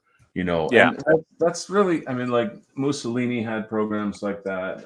Hitler had programs like that, and they were super positive and very, very Well, helpful. those were based off the Boy Scouts, man. Like I we had know, that I know. before Germany had them. Yeah, but now we have to have gay men in the Boy Scouts. I know, You know. again, but we're looking at the core foundational principles of what that is. Though, is a paramilitary Yeah. force recruit. I mean, I'm obviously I'm not laughing at that. Yeah. I'm laughing at how fucking evil and stupid people are. Yeah. To think like, oh, this would make sense. Yeah, oh, that'll work. That'll be fine. You got to be a total asshole to think that that's okay. To be honest with you, my son was in the Boy Scouts, and I took him out for that reason. So Mhm. like, and I don't want to go down that road, but so okay, like I say, I have an IRL project I'm working on that will get me connected with a local nationalist organization that's just a normal American organization. It's not some kind of dissident right thing. And, like veterans and this kind of thing. And I'm going to basically like design all of these things and bring all of this stuff up, because these are conversations that we just have in the field and here, where, it just seems to be in the air. It's something that we've covered somewhere along the line. And so to us, it's sort of very normal and healthy, but I feel like these organizations don't know it. They don't have a kind of frankly, a white nationalist approach. That there's no racial aspect to it. It's always couched within that kind of World War II sentimentality about America number one and everything, whereas it's really just about like taking orders, and like who's the best person at taking orders. Give him rewards and medals and stuff. There should be something much deeper, and it should be founded more in culture, history, heritage, identity. So this is me just preaching here, but yeah, I'm hoping that I can take what we're talking about and like push it into this organization. So That's a good approach. I mean, you see that with some families out here now. Again, it's at a familial level in America, where they're trying to input that at a the next generation, whatever Gen Z after that is. Yeah, I see this in the Eastern Europe though a lot. Again, I have to go back to Ukraine. It's just the subject matter I'm very You familiar just with like right now. them better than us. That's what it is. I'm sorry. You like them better than us. That's what it is. It's not that, dude. I can expound about American politics ad infinitum at this point, but it's got to be the women, man. They must be so beautiful over there. It's I can't divulge details on public channels right now. But, just stop there, I guess. Anyway, we'll move past that. But the point is, though, is that when we look at again Ukraine, we're seeing what the environmental demands upon their population is natural survival at this point, right? So you had an answer from the hard right, unquote, create these camps, these youth camps. You had 2019 the Young Flame event everyone saw. Again, it promoted metapolitical thought, religion, national identity, martial prowess. It had a huge culminating martial arts event with several team. It was a magnificent thing. It only Right. happened once, unfortunately. I would love to see that happen again. But Yeah. point though is that with that input and training in the youth, they managed to like create a stable. And what I mean by stable, I mean like a stable of people Okay. to draw from for proficient military discipline. And those people were the same people they drew upon to, in this case, reconstitute the Azov battalion. Right? This is just Wow. kind of my expectation, Okay. because what happened after Mariupol, the regiment was essentially destroyed. A lot of them were taken prisoner. Eventually, through negotiations, because Putin's Putin, he negotiated Medvedev to release like Lieutenant Colonel Prokopenko and the major who was in charge of the 36 Marines. All these guys. I'm just like literally like going back on his denazification fucking thing. But anyway, kind of funny.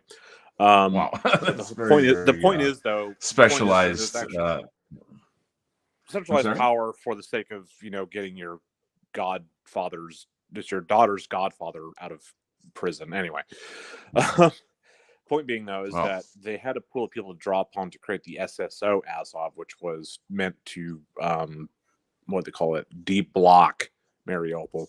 Never happened, of course, because they failed.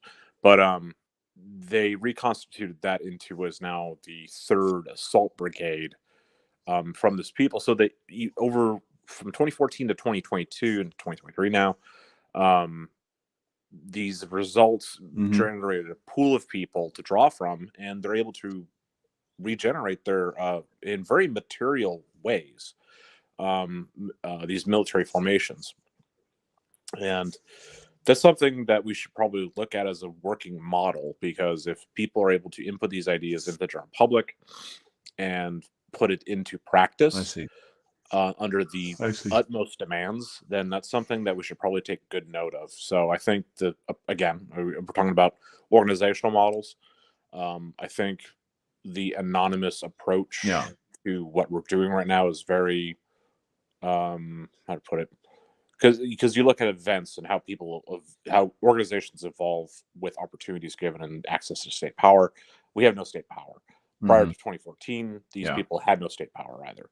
So upon my readings and the readings backwards of liberal publications that are trying to like analyze our thing, the anonymous approach is much better without a centralized leadership and lists of names, acting somewhat autonomously, but also toward a general direction. I think that's the best way to go right now. But that's just, again, these are general ideas. I might be talking off topic here. You're breaking up a little bit. You're breaking up. I'm sorry. Okay. I'll pass. No, not at all. I think what's significant here, though, is like taking what you're talking about and we're okay. Yeah. As well. So, but just to sort of pass it on here, let me jump on here for a quick second. We got a comment in the chat.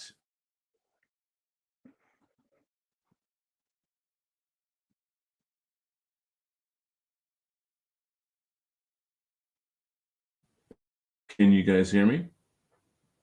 Hello. Yeah, I can hear you. Yeah, I think StreamYard's is lagging a little bit. Yeah, that's for sure. A state that is reflection of the men who love it, centuries gone. So yeah, I guess what we're sort of talking about is how to use the lessons of the past to help us create something new, especially, tying back into the sports, tying back into culture. Flash is very much interested in the culture component. Flash, maybe you could give us some of your thoughts or advice on like why culture is the most important thing in your opinion about, the health and development of the dissident right.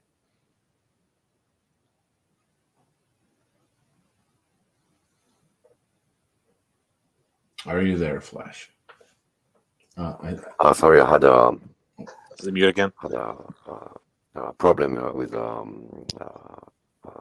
sound problem. I didn't hear the first part of the question. we're Oh, talking about culture, but I missed the part. no, I just wanted to ask, earlier you had mentioned that you feel that the, you know, culture is the most important part of our movement. And, some people would say, no, it's power, it's politics, it's organization. You had mentioned culture being important. If you could expand on that. Yeah, first, if you allow me, I'm a bit of a low IQ, slow guy. I have what we call in I French, doubt that, in dude. I France, doubt that. That's totally not Not when it true. comes to people. I'm a, Alex Jones time. I'm not really retarded. We have in French. In French, we have an expression for that. It's called the spirit of the stairs. When you leave a home and you go down the stairs, and then you remember that God chair punchline that you should have thrown at the dinner. You would have been the king of the dinner, but it's too late. Too late. But when we're still here, I have a small anecdote regarding the Qatar World Cup. Okay. It was the Morocco versus some other team game. I think it was the semi-finals. Mm-hmm. And I was hearing people cheering outside. I wasn't watching the game, but I heard people cheering. Yeah. And there were very clear cheers at certain point. So I thought it was when the goal was struck. Okay. A point was called for Morocco. And at some point, I had a lot of cheers, continuous cheering, and suddenly they stopped. And I realized Morocco has lost. Mm. That was, the general feeling. Now regarding culture, I would go even further. I would say religion. Right? It goes together. It's back and forth. Culture influences religion, and religion influences culture. It's Mm-hmm. part of the same thing. Yeah. But I think we've tried a lot of secular stuff, and we've seen either it doesn't work or people are unwilling to do what might work. So at this point, I think we might miss the crucial link, the bonding, the sacred bonding that will enable and that will motivate us to work together or to act as it's needed. Mm-hmm. So I think that might be the crucial ingredient that's missing. So let me reflect on that a little bit. It's if we don't have a sense of identity and community as one, specifically through racial identity, then we don't have any power. Like we don't have a root from which we can move forward. Is this kind of what you're saying? Yeah, but it has to be taken to a spiritual level. When you look at blacks, they have Negro spiritual, right? Yeah. Spiritual. Yeah. They have a spiritual dimension to the race. Mm-hmm. So I think the spiritual dimension is a cement for the religious bonding, and the religious bonding is much stronger than the civilian bonding. We live in the same society. We're bound by political, institutional organizations, but the religious one, you can't take it away. Yeah. The term sacred means that it's above everything else. Yeah. Yeah. So Netflix can tell you that we've updated your sense of belonging. The government can tell you, oh, you have to live with those and those people in that way. Because if you have a spiritual commandment, no other authority can can give an order that you will acknowledge. You might be forced to obey, but inside you will keep thinking the same way. They can't persuade you to think in a different way. Mm. So, in a sense, what you're saying is to have a racial spirituality. I mean, I'm For trying example, to go ahead. the, in the way I see things, Yeah. The natural the ancestral European Mm-hmm. religions included race in a natural way. It Mm-hmm. was the same thing. Religion and race was the same thing. It was one large Mm. um, um, was one package. Mm-hmm. Uh, there was a Greek philosopher who said, I don't remember his name, but he said that for the first time, Greece made culture different from race, and Greek was now designating culture and not Greek people. Mm. It was a novelty. But before that, every culture on earth was associated with one specific people, a race. Mm. Mm. It's an interesting thing. I mean, I think we still see it pretty obviously in other places. That I mean, even though just take India for example, even though they have a class system and they don't all like each other and they do have different ethnicities, etc. I think if they were to compare themselves to us, you know, they're gonna see straight away like we're not you, you know. um, it's an interesting topic. I definitely agree with you in terms of like the movement. I don't quite know how we would connect race with spirituality, but I do see that it has to happen. I think the concept of I the might be able to answer that for Well, you right now. go for it. Yeah. So if you look at, again, the American context, some of the older, well, I mean, how to put it? There are pagan religions that are finding roots in Iceland and Germany and Italy and Greece again, and America. Again, these are reconstituted old religions, but their emphasis is typically, and when I say these religions, I'm talking from the folkish approach, not the universalist approach, Mm-hmm. which is what the left does. But anyway, the actual approach to it is it's from a conceptual point of the religion and the spiritual, the epistemological approach to it is definitely tied to blood and ancestry. There's a lot of ancestor worship involved in it. And then that expression of the rituals is the culture that is around it, right? Because most religions have some sort of, how to put it, the three biggest parts of any living being is birth, marriage, and death, right? Mm-hmm. Right. So it's typically what most religions have. You know, they have a creation story, they have a ritual for marriage, and then a ritual for death. Mm-hmm.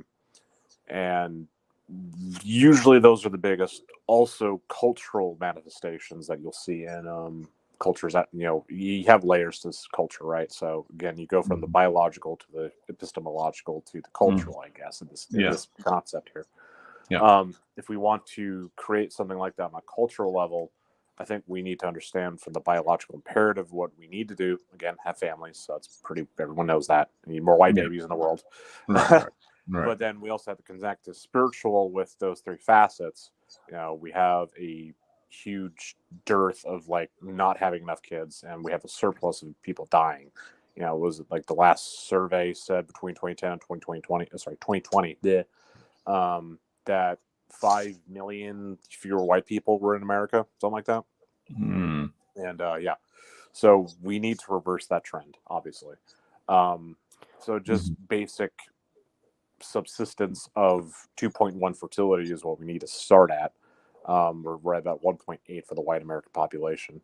But then ritualizing these practices is what needs to be done, and that's where religion steps in, because it brings in a context for that sort of outlook, right? And it's also biological imperative though, also. So from the imperative, one interesting thing. Go ahead. I just wanted to jump in because you mentioned the opioid epidemics, and I've read somewhere and it makes a lot of sense that addictions are generally a symptom of the lack of human connection. Mm-hmm. So to solve addiction, religion, bonding seems a great remedy. Hmm. Mm-hmm. I agree. That's You want to expound on that a bit more? Well, it's something instinctive that when someone, you know, a lot of people, they become alcoholic after a while. They probably want to go back to the times of their youth when they were having great parties with their friends. Mm. But now the links have they're not close anymore. Mm-hmm. They can't have the parties of their 20s. So the way they find to relieve this experience is through alcohol. Mm-hmm. Yeah, like a kind of And escape. not really an escape, I would say nostalgia. Oh, nostalgia. Um, Yeah, sure. to immerse themselves in the moment that they hold dear. Mm. They want to relive those moments, Sure. but they can't because the people are not there. Mm. But if they had maybe a new connection, a new social connection, a new human warmth, Mm-hmm. they might probably be too entertained or to want to immerse themselves in, uh, you know, to get drunk, you know, to go to another world. Yeah. Hmm. Well, this conversation is all over the place. There's so many Yeah, it's a different little all over the elements place. to it. Yeah. I'm trying to like bring it back in a little bit. I think for me the point that stands out though is the folk religion.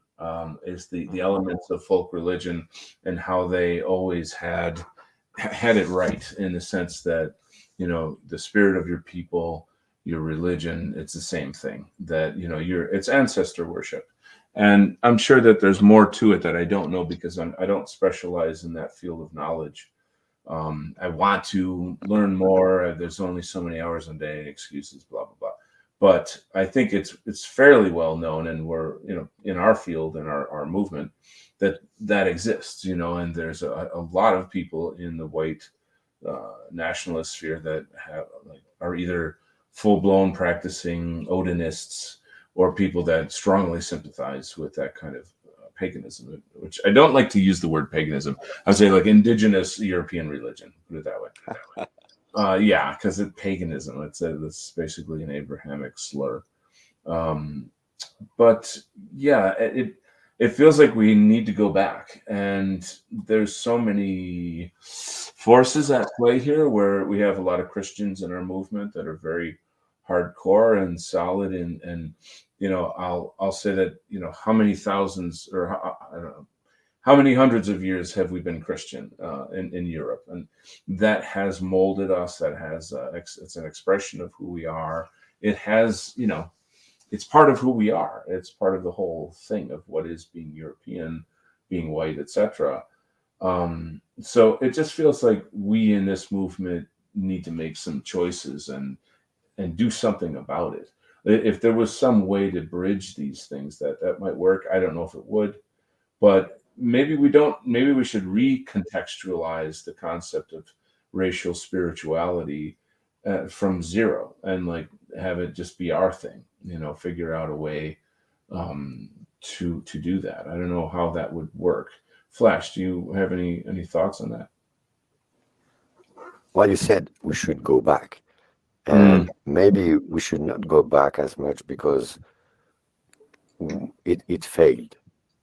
We became Christians for a reason, because Christianity was, in a sense, superior, and I'm a Norse pagan, so definitely not being, I'm trying to be fair. Mm-hmm. When people win, they have the ingredients to win. So Okay. maybe we should not go back to a formula that failed, but Yeah. rather go deep. Should go deep inside and go searching for the fundamental elements that compose us and adapt those timeless elements. Like you can find traces of chair, time immemorial. You can't find the Eddas, time immemorial, but Tiwaz, sometimes Odin, very old traces. The runes, there are gods of war everywhere. Mm-hmm. There are Erda, the goddess mother, that is something that is present in every society, and we can find that in even pre-Greek Europe. That is Mm-hmm. extremely fundamental, extremely deep stuff. We can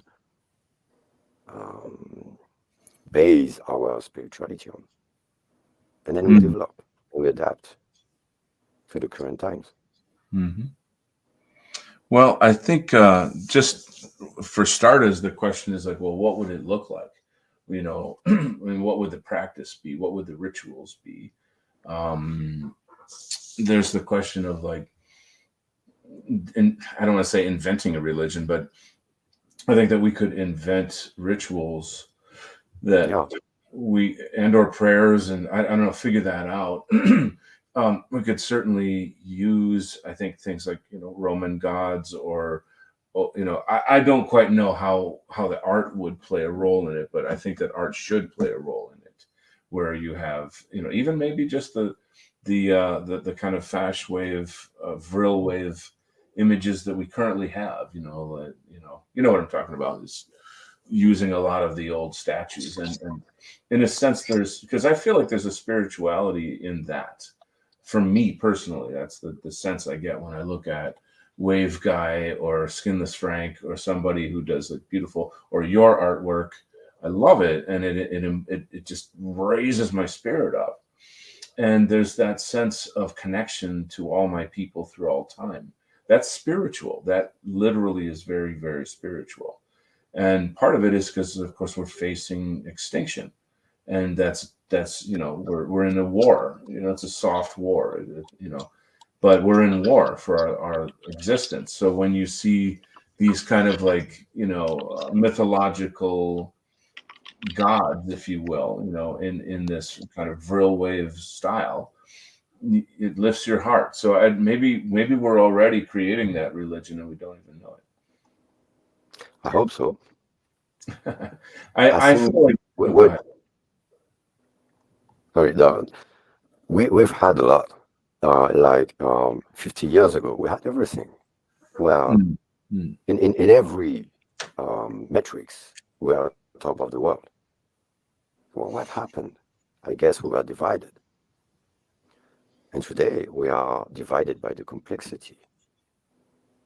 There is mm, just too much detail. We have so many layers of complexity in our identities. mhm. Um, we are talking about paganism. Well, everybody has their own brew. So maybe we should go to the simple um, common denominator.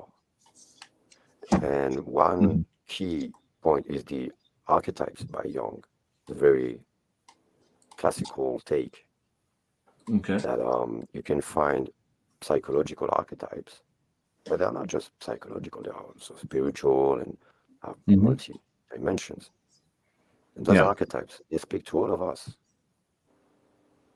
When you think about the god of war, the god of harvest, the god of Mhm.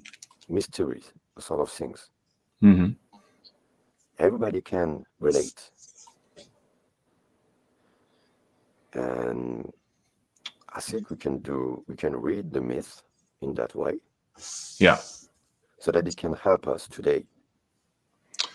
That sounds They are so good. relevant. Something I also, you got to point out is like these gods are in our images. Like how the big debate that Jesus was not a white guy, and all that like that. Like the leftists love to like stick Christians' face in that. They like to grind it in, and whatever. It's not a thing I want to debate, but the point is, we do need gods in our image, and we need to see the God in ourselves in this particular way at this particular time in history. You know what I'm talking about? So like it's kind of happening already. We got a little question here. Hyperborean Jim's asking, this guy have a gab? Who are we talking about? Are you talking about Flash or CG? I have a gab. It's I don't really use it much. I find Gab very clunky. Like I don't really. I'm on Twitter, Telegram, Facebook, YouTube. But do you guys have a Gab? No. Yeah. Flash. I don't. Flash. Are you on Gab? I will disappear in the virtual space by the end of the show. Okay. Yeah. Yes, you are highly mysterious. Donald Kent. Yes, I do. Look up Kent Art. Donald Kent Art. But it's sort of not a place that I hang out very much. Hey, it's Erica. You know what, Erica? There's a great song about you, the German song Erica. I love that song. I think we all know it. I can't sing in German, but I freaking love that song. And there's a really hilarious TikTok where some guys go around and they see images that look like swastikas, or they see images of people with their hand up in the air, and they play that old German song Erica to it. So it's just super funny the way that they do it. Like, one guy's on an airplane, and the arms of the chairs are up. So it looks like they're all, throwing a Roman, and then he'll play the dun dun dun dun dun dun dun. And that's a very important part. Yeah, Fun. and it's just really lovely. Well, there you go. This is coming back to what you're saying, Flash. It's like fun, community, fun, culture. Yes, We need there's more a fun. We need to more camaraderie. camaraderie. Absolutely, yeah, big time. So there you go. So you. Oh, by the way, there's a song, the radio operator song, a German song from the 30s. It's a very good one. It's almost funky. It's surprising how funky it is for the times. Radio operator song. It's called Radio Operator. Yeah, I think it's the song for the radio operator. Oh, I see. Okay. It's very funky. Well, you'll have to send it to me at some point or something or other. Yeah, I'll send you the link. Now, anybody in the chat want to join the conversation? What's the, how could we create a racial spirituality for our movement? That's a heavy topic. It's a heavy question. I'm sort of saying that we're already doing it, or we already have it to an extent. It's not, we don't recognize it as spirituality. That's a pretty heavy word. It's certainly not religious, but let me see. We got a thing here. I'm streaming later tonight, and I'll play it hopefully. TCR, do you have a link you can put in the chat to your show? You can go ahead and do that. But if anyone has any thoughts, you can share that. In Norse mythology, the father, humanity has a father. The first humans are given breath and will by Odin and his two brothers. But then it's really Heimdall, the keeper of the Bifrost, who visits us, and he impregnates three women. They are the proto-human, and he creates the three castes of society. the noble, the craftsman, and the laborer, the worker. So really, we say that Heimdall is the father of the white race, basically. Physically, it's not You, just a you say myth. Heimdall. You said Heimdall. Heimdall, yeah, Heimdall. Heimdall. Yeah, but Yes. in the Marvel movies, he's black. Yeah, With gold that eyes, is the yeah. most vile.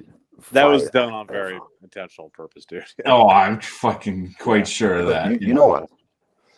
You're not going to believe your ears. Heimdall in the Eddas, he is called literally, not figuratively, literally, Yes. the whitest of the gods. Wow, And man, the I'm father gonna of have the to. white race. Yeah, I've got to literally. get. I'm gonna have to start researching this stuff more seriously. I'm not 'Cause lying. that makes- You search Edda PDF and you search Control F, whitest of the gods, and you will find it. Wow. Well, let me jump into some of these comments here. I've been having a lot of success with the Go Free method, Hyperborean Gym. That's awesome. Um, as I have said many, many times in my time online, is that everything and anything we can do is good, and it's all part of a spectrum. I see everything as a spectrum. I don't counter signal anybody on the right. I recognize that everybody's human on the right, and we all have different capacities and blah de blahs, whatever. So, like, if you find a method that works, then kick ass. Go out there and change the world and help things move. Sigmund, I can't pronounce it. Fide, Sigmund. Anyway, this friend of ours here has asked, "What is meant by racial spirituality?" I just got here. Well, welcome, Sigmund.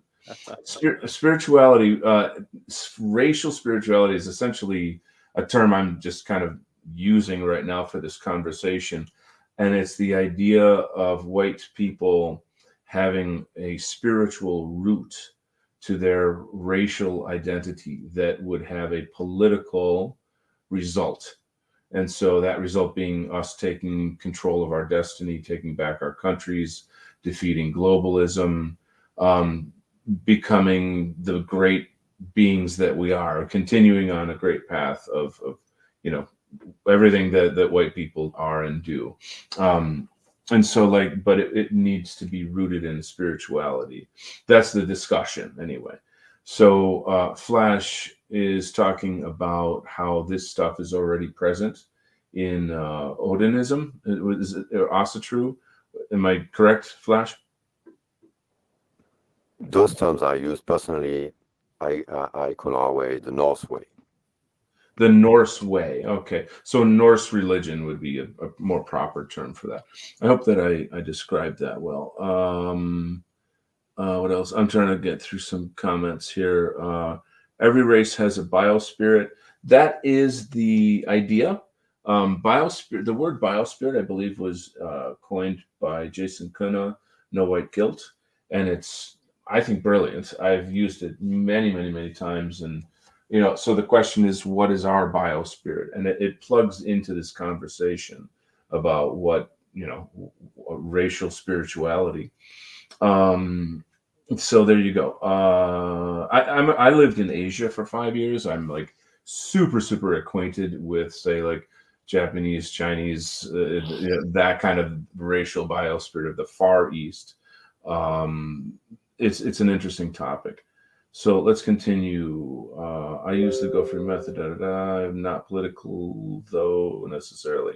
I don't know that you have to be. I'm not. I haven't read Jason's books.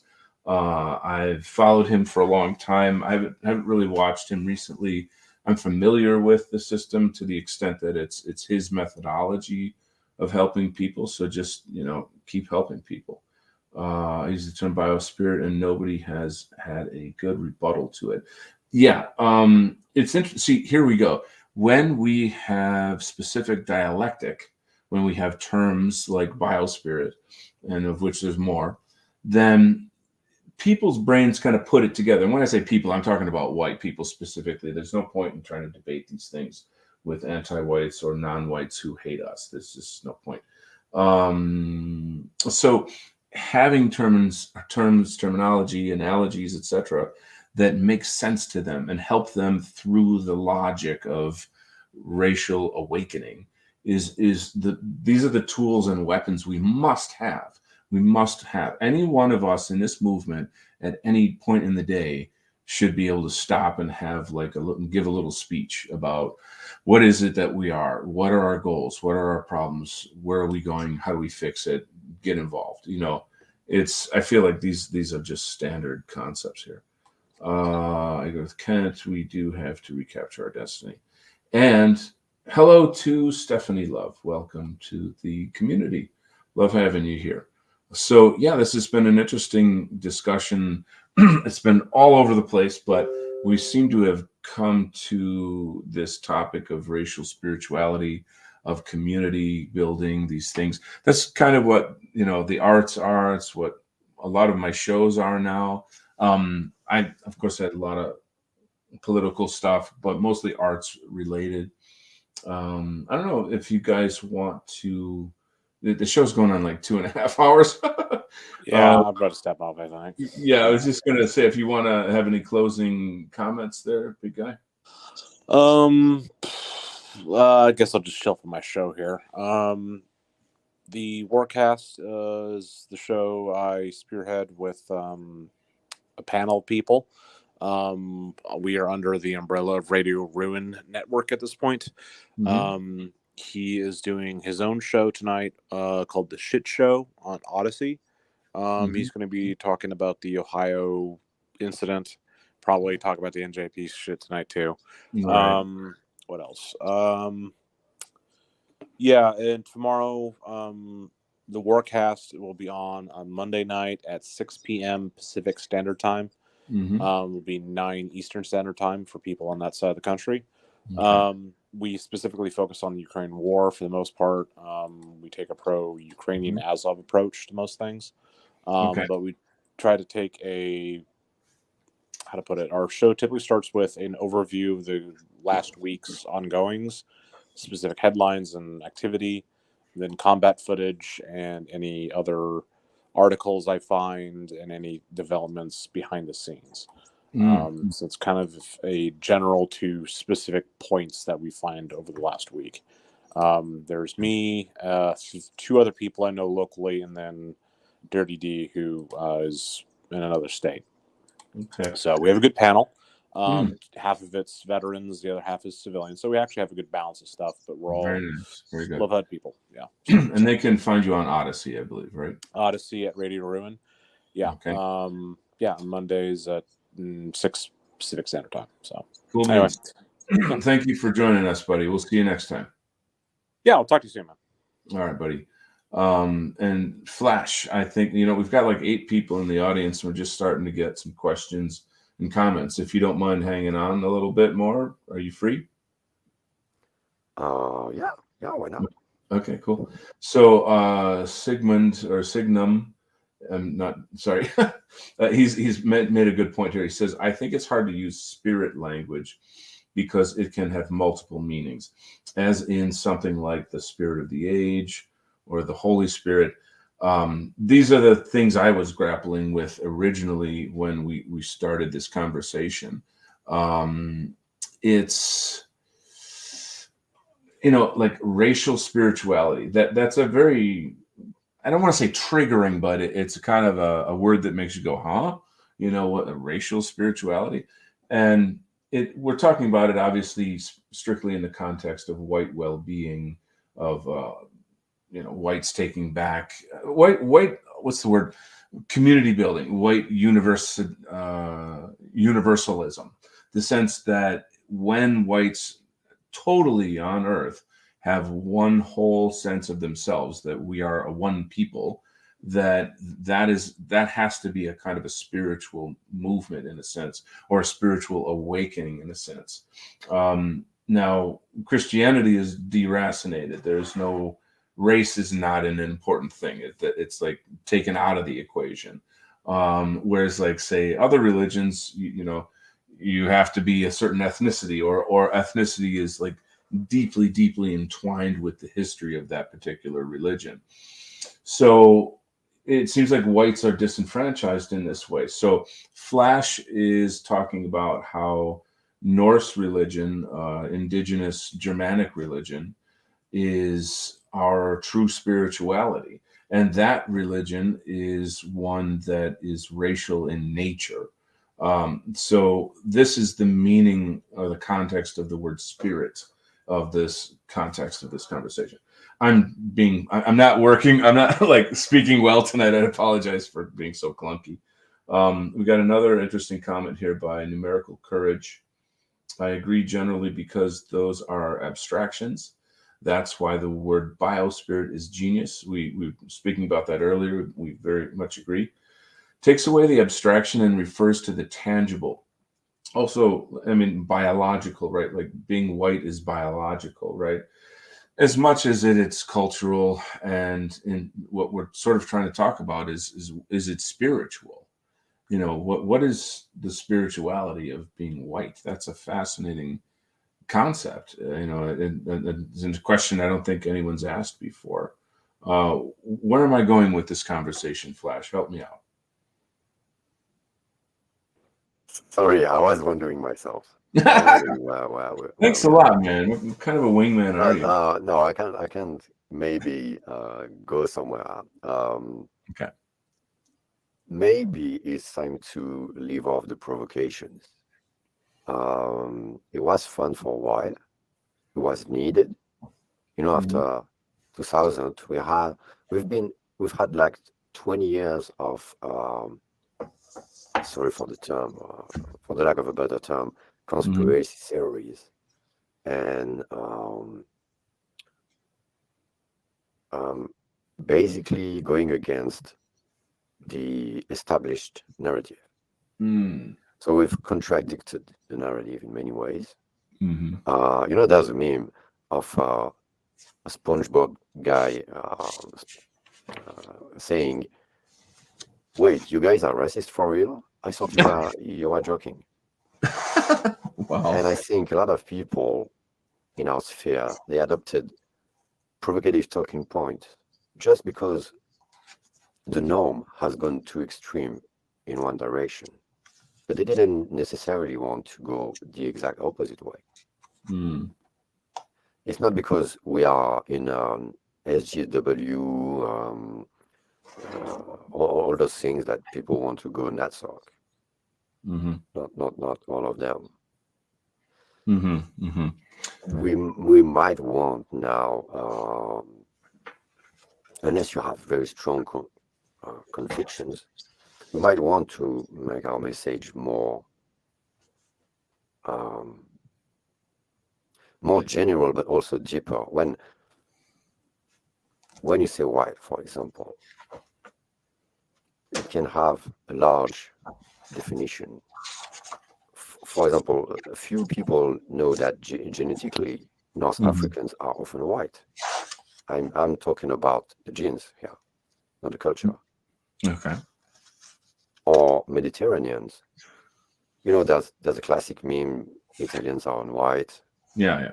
It's I love Italian. I have Italian blood in my family, but there's some elements of truth to that. And maybe instead of saying white, we could. Well, personally, I prefer to identify as a children of Handel. Then you don't have all those issues with the taboos, the laws, all those things. And my destiny is the Great North, the North Star. Suddenly, when we define ourselves in that way, we have a plan. We're going somewhere. Just like the people who have been chasing for thousands of years a small country. They were dedicated to that objective because they had one. If you just say we're white, let us grill. See, like even the word white, I feel is like kind of an abstraction in a way, and it turns us into a census status or something. It's not there's no culture in the word white. You know what I mean? It's like, That reminds me the Richard Spencer in Who Are We? White is a box, is a box in the census. yeah, That's yeah, yeah, exactly what he said. yeah. And we can't be referring to ourselves like that. I think we have to change that, I would say. I mean, it's number one thing is we always have to not use leftist dialectic. Don't ever do that, because then they are leading the dance. They have the advantage over us. They leverage their own language because it warps the truth. So what we need to do is be using words like biospirit, the white biospirit, European Great biospirit. term. Yeah, and so like we need to come up with these kind of things. A lot of it's out there already, but I feel like we could keep going with it. I want to respond a little bit to some of the comments. I know we've been talking about that word for a minute, but had to respond.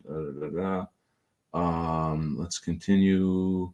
I guess my problem with it is that being white in the world is reality, not spirituality, in my view. It is the tangible where the spirit is the intangible. We're getting into some really thick water here, so to speak. Like this, I would almost say the opposite, that I think that the spiritual determines the material, that who we are as a collective, as a family. And and I think the point here is defining the word spirituality within the context of white identity. If and this is all theoretical, the idea of like white spirituality. I'm just jamming on a concept, basically. Of course, Jason Kuna's got Biospirit. That is the most effective current dialectic out there. Very powerful, very useful, highly recommended. I'm opening it up to, and I wasn't even thinking of Biospirit when this topic came up. I was thinking more about using things like Odinism or indigenous European religion to collectivize us and give us a sense of spirit. So that this again comes back to, well, how are we defining the word spirit, spirituality? And I would say that if you look back, in early times where, it's man versus nature, one tribe versus another tribe, etc. Is it, your family in a way is your spirituality. And then another aspect of it is that ancestor worship is one of the most common indigenous practices around the world. Because, I think of the world as like split in two. You have the Abrahamic world and you have the indigenous world. And the indigenous cultures and religions of the world all have a lot of very profound similarities. It's amazing to see like all of these similarities. It seems that that's more natural, than Abrahamic religions, which are in a sense belief systems based on the Jews and like the Middle East, which separates us, of course, from Europe, European history, da da da. So I know I'm flying off the handle here on a lot of topics here, but let's get back to some comments. No, I think it's spot on. It's very interesting because we blame a lot of things on the Abrahamic and the Jews and all, but what about the Greeks? Let's blame the Greek for a while, because I think they are held in way too high esteem in white positive sphere, with the nationalists. Okay. And maybe this spirit of, this idea of virtualization of this pathological habit of this embodied spirituality, that spirituality that has no body, that wants to emancipate from reality. Well, maybe it doesn't come from the Jews, it comes from the Greeks. Oh, fascinating. Because I think at least that's where I'm heading now. Maybe I'm missing pieces, but I have the impression maybe the Greeks are responsible for that. And there's a reason why we say There's a reason why Christianity itself refers to the Greeks a lot. There's the logos. Logos is not Palestinian or Celtic word. Or Roman. It comes from the Greeks. And it's a crucial element of Christianity. They always refer to the logos. Yeah. Which is a Greek concept. Well, you're opening up a pretty big can of worms there. I think you may be the first guy that ever noticed that. Maybe we'll have to do a show on that. Let me respond or talk about some things that people in the chat are saying. Italian food lovers here, welcome. The only people I've heard criticize the word biospirit are not from normies, but people within the white sympathetic communities. So we had this discussion much earlier in the show, is how much division already exists within the white sympathetic community, if you will. And I'm disheartened by it. I'm saddened by it. I feel that for me personally, the movement always comes first. And I always say that it's, all of these ideas are a spectrum. We're all fighting the same war, but on different fronts. This is the positive way to look at it. I know that people could go to each other's throats and like fight and stuff, but I don't feel that that's useful. Fight our enemies. Don't fight each other. Signum Fidei is here again. He says, I see what you're talking about, Italian, and maybe it could be a good term for propagating our spheres, even if I have nitpicky problems with it. Italian food lover says, should try it with people not white sympathetic, especially vagues or normies. I bet he'll see he is overthinking it. Yeah, that's kind of getting lost in the weeds there for me. I think people can work that out on their own, but yeah, I don't know. I personally have never come across people that didn't agree with the concept of the biospirit. I could see somebody being taking a totally materialist view and saying, nothing spiritual exists, and be like, oh, and then again, that comes back to the word spirit. You wake up in the morning and you can kind of tell that the mood that you have is going to determine the spirit of your day. Something really positive happens, it lifts your spirit. So spirit is not like your soul exactly in every case. It's also the sense of self and the sense of existence. And, in the white, in our battle to save whites from replacement and genocide, we have to uplift our spirits. We have to have strong spirits. We're fighting against, extermination, unbearable odds, unbelievable odds. So our spiritual power has to be profound. It's got to be exquisite and enormous. So let's continue here. The co-host is onto something with the Hellenistic influence of Christianity. It's more important than the Jew influence. So do you want to bank off that a little bit more, Flash? Talk a little bit about the logos, like what's wrong with the logos as an idea?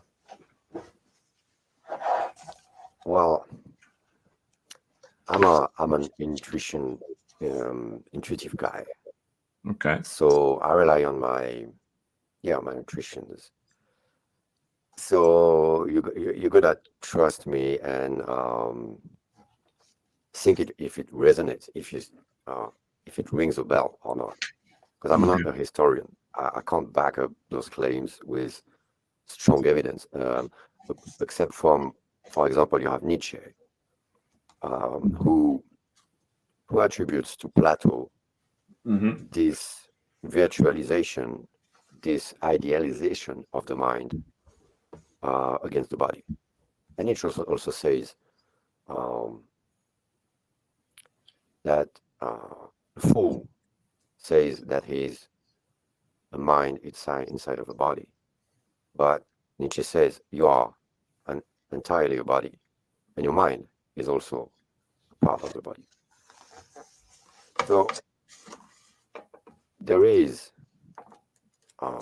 the idea that you separate the world of the physical world, material world, and the world of the ideas, the soul, it is pathological, especially when you start to desire the world of ideas, the world of the soul, more than the physical one. When you think, oh, I want to become soul, I want to leave my body and fly away. Mm. It is the essence of nihilism. Mm. It's the rejection of reality. Wow. And it is, by the way, the basis of for the Talmud. Not the Talmud, sorry, the Kabbalah. What's the basis of association, it? to separate the material world and the spiritual world, I and see. to idealize the spiritual world, to want to go towards that spiritual world. Let's leave that material world behind, and let's bring forth a world that is only spiritual.